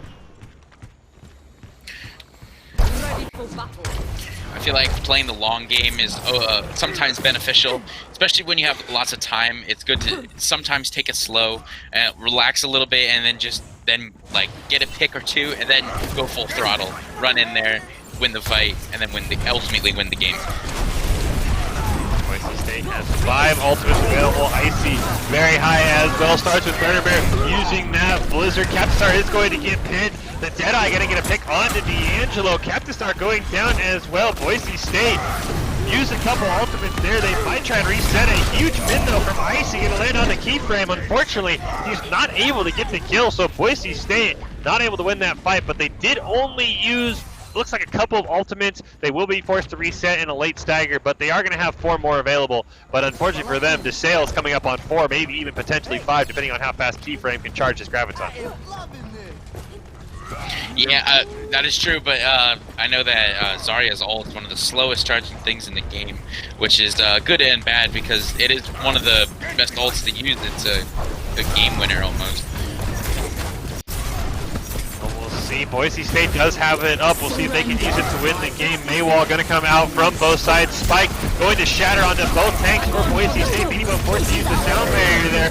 Blizzard and Coalescence going to come out against the Molten Core and the Graviton. Cynosure in on the back line, picking off Icy to start that fight. Trying to get a freeze onto Brenner Bear. Maywall will come up. Flamebread going to go down to the main turret, or to the Torbjorn turrets, I should say there, as Rayla will go down.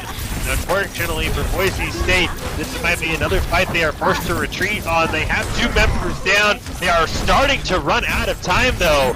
So it looks like this might be a one-and-done fight for Boise State with the shatter available. This all relies on Icy landing a huge shatter, but unfortunately that pick on the Captain Star is going to complicate things. No, definitely, yeah, and DeSales is playing very far forward. They're making it hard for Boise State to even get close to this payload. They really want to secure this, but I feel like Boise State, if they do a flank properly, they can still get this touch, and potentially. Oh, it just doesn't seem like it's going to happen though.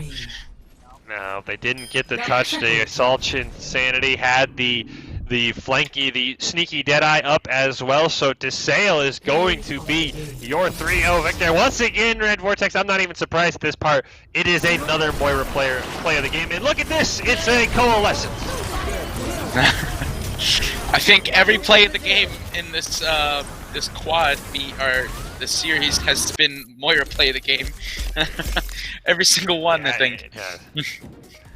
It has. Moira, just a very, very powerful support, especially with Ana being banned away. That is the band that we are going with here. Ana, the support band, Diva, the tank band, and Sombra and Reaper are the DPS bands. So that has opened it up for Moira to thrive, and it looks like it's going to be St. Clair versus DeSales in the final of this. I'm not sure if we're going to have a bronze match or not between Michigan Tech or Boise State, but we will see what's going to come up here.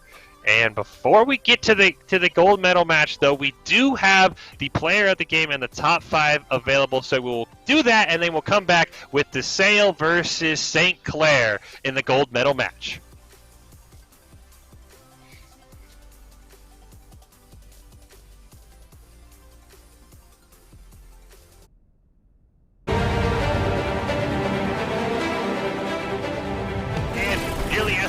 Graviton available at the 80% and climbing very rapidly. Gets the pick onto the Moira as well, and that might be the saving grace for Boise State.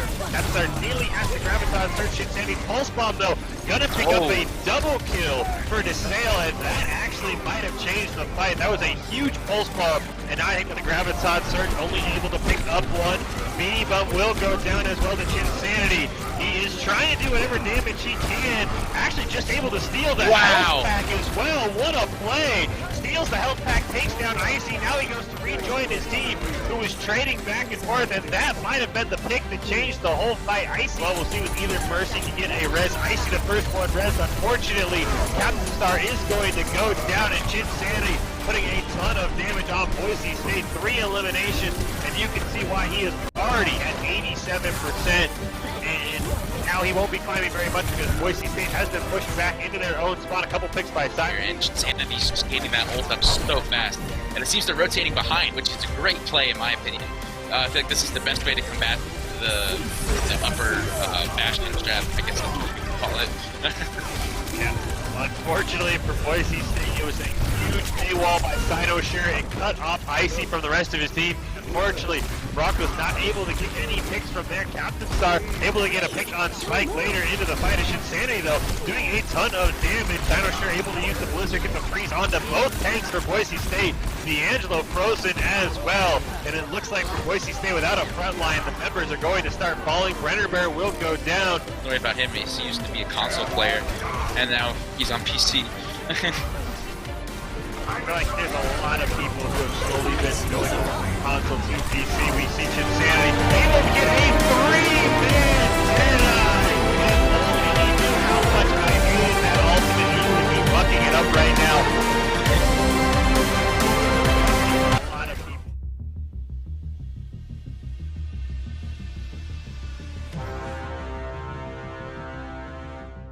And there they could hit her with the Zarya bubble when she barrages if they want to do that. Maybe you combo with a Valkyrie or Coalescence right on top. There's the barrage! Oh, and wow. my goodness! Boise State unfortunately was not ready. That is a huge 4-man tank to revive. Gonna go on Deraillo, the tank form comes out, but that's a dead Bastion. And Don't worry about him, he used to be a console player, and now he's on PC.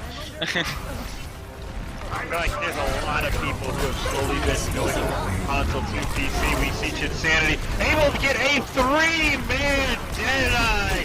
If only he knew how much I hated that ultimate, he would be mucking it up right now. But Interesting to see how they're split up here. now looks like we also got the near full swap coming out from Boise State, swapping almost everything. But the Reinhardt there, Kyframe going to use the Gravitic Flux, and that is going to wipe the Boise State health bars. Tank form coming out as well from Chinsanity. That's going to finish off everyone else, so. Got Spike here with the ult charge, with the Earth Shatter ready to go. And there's the multi-core on the point there. Multi-core is going to give one. Unfortunately, the Blizzard is going to help DeSales do a fantastic job. Beanie Bum using the sound barrier was not enough. Captain Star, the only one left alive, he will just jump up there to make sure. Earth Shatter coming up as well. DeSales University with the Rocket Barrage ready to go, as well as a Shatter. So if they manage to combo those two, it could be deadly for Boise State. Mortality in there for Boise State. He already went down, and just like that, the barrage is going to land on the 3. Unfortunately for DeSales.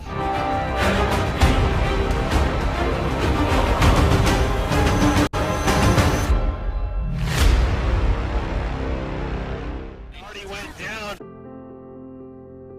Since 2016, universities have been adding varsity esports, competitive intercollegiate video game teams, with nearly 100 colleges and universities now with official programs. Esports is fast becoming the new college sport.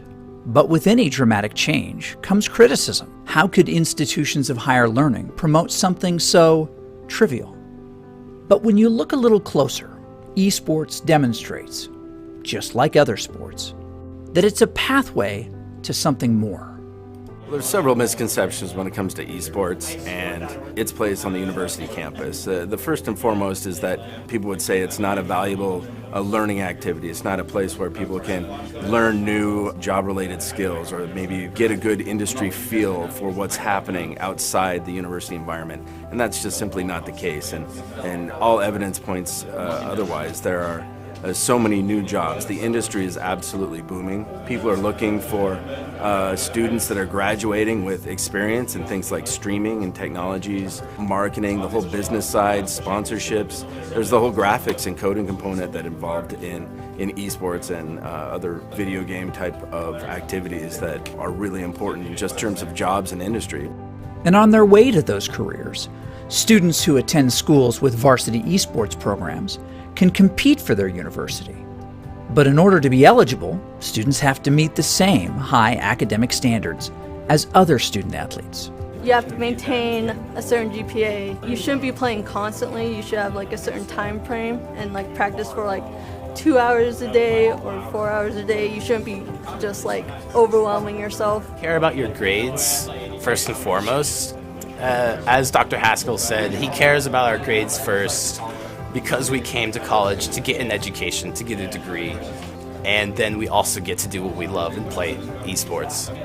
Athletics and other university-sanctioned activities bind students together with purpose, a chance to be part of something bigger than yourself, where we learn to work hard, play a role, lose with dignity, win with honor, all for our school. This is why we play.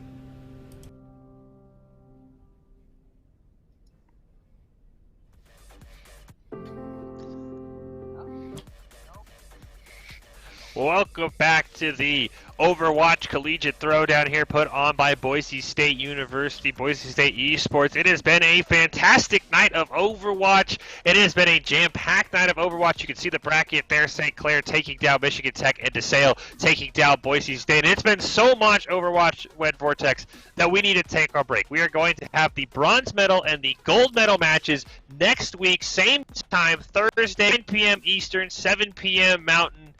We need to. There's such a thing, Red Vortex, is too much Overwatch for one night. So we played the first round games just like any other tournament. We're going to take a break. We're going to come back next Thursday. Everyone's going to be fresh. Everyone's going to be reset, and we're going to come back for the bronze and gold medal matches next time. So set your calendars, 7 p.m. Mountain, 9 p.m. Eastern, next Thursday, April 16th. And it's been a fun night, though, regardless, Red Vortex. I cannot wait for the gold medal and bronze medal matches.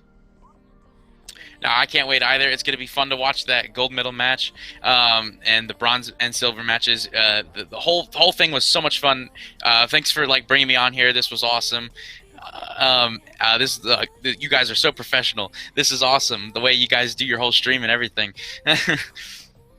Well, we loved having you on. We loved bringing we made sure at least somebody had a winner tonight in our Boise State DeSales matchup, so it was a lot of fun. Red Vortex, a freshman player for DeSales University's Overwatch team, but he sat that one outside, which, I understand. Anna banned away. You said at the beginning of the broadcast, Anna is your sort of go-to, so I understand. Every Overwatch player now with the ban system is like, hey, you know what? That's my that's my main ban this week. I'm going to go play a different game. I'll see you guys next week. So we appreciated it. I'm sure you'll be back, though, but yeah, everyone, you want to make sure you stay tuned. You save those copy pastas until next Thursday, 7 p.m. Mountain, 9 p.m. Eastern Time, April 16th. We'll be right back here. We'll start with the bronze medal match between Boise State and Michigan Tech, and then we will have the gold medal match between St. Clair and DeSales. Well, thank you so much, everybody, for joining us once again. Thank you, Red Vortex, for being here.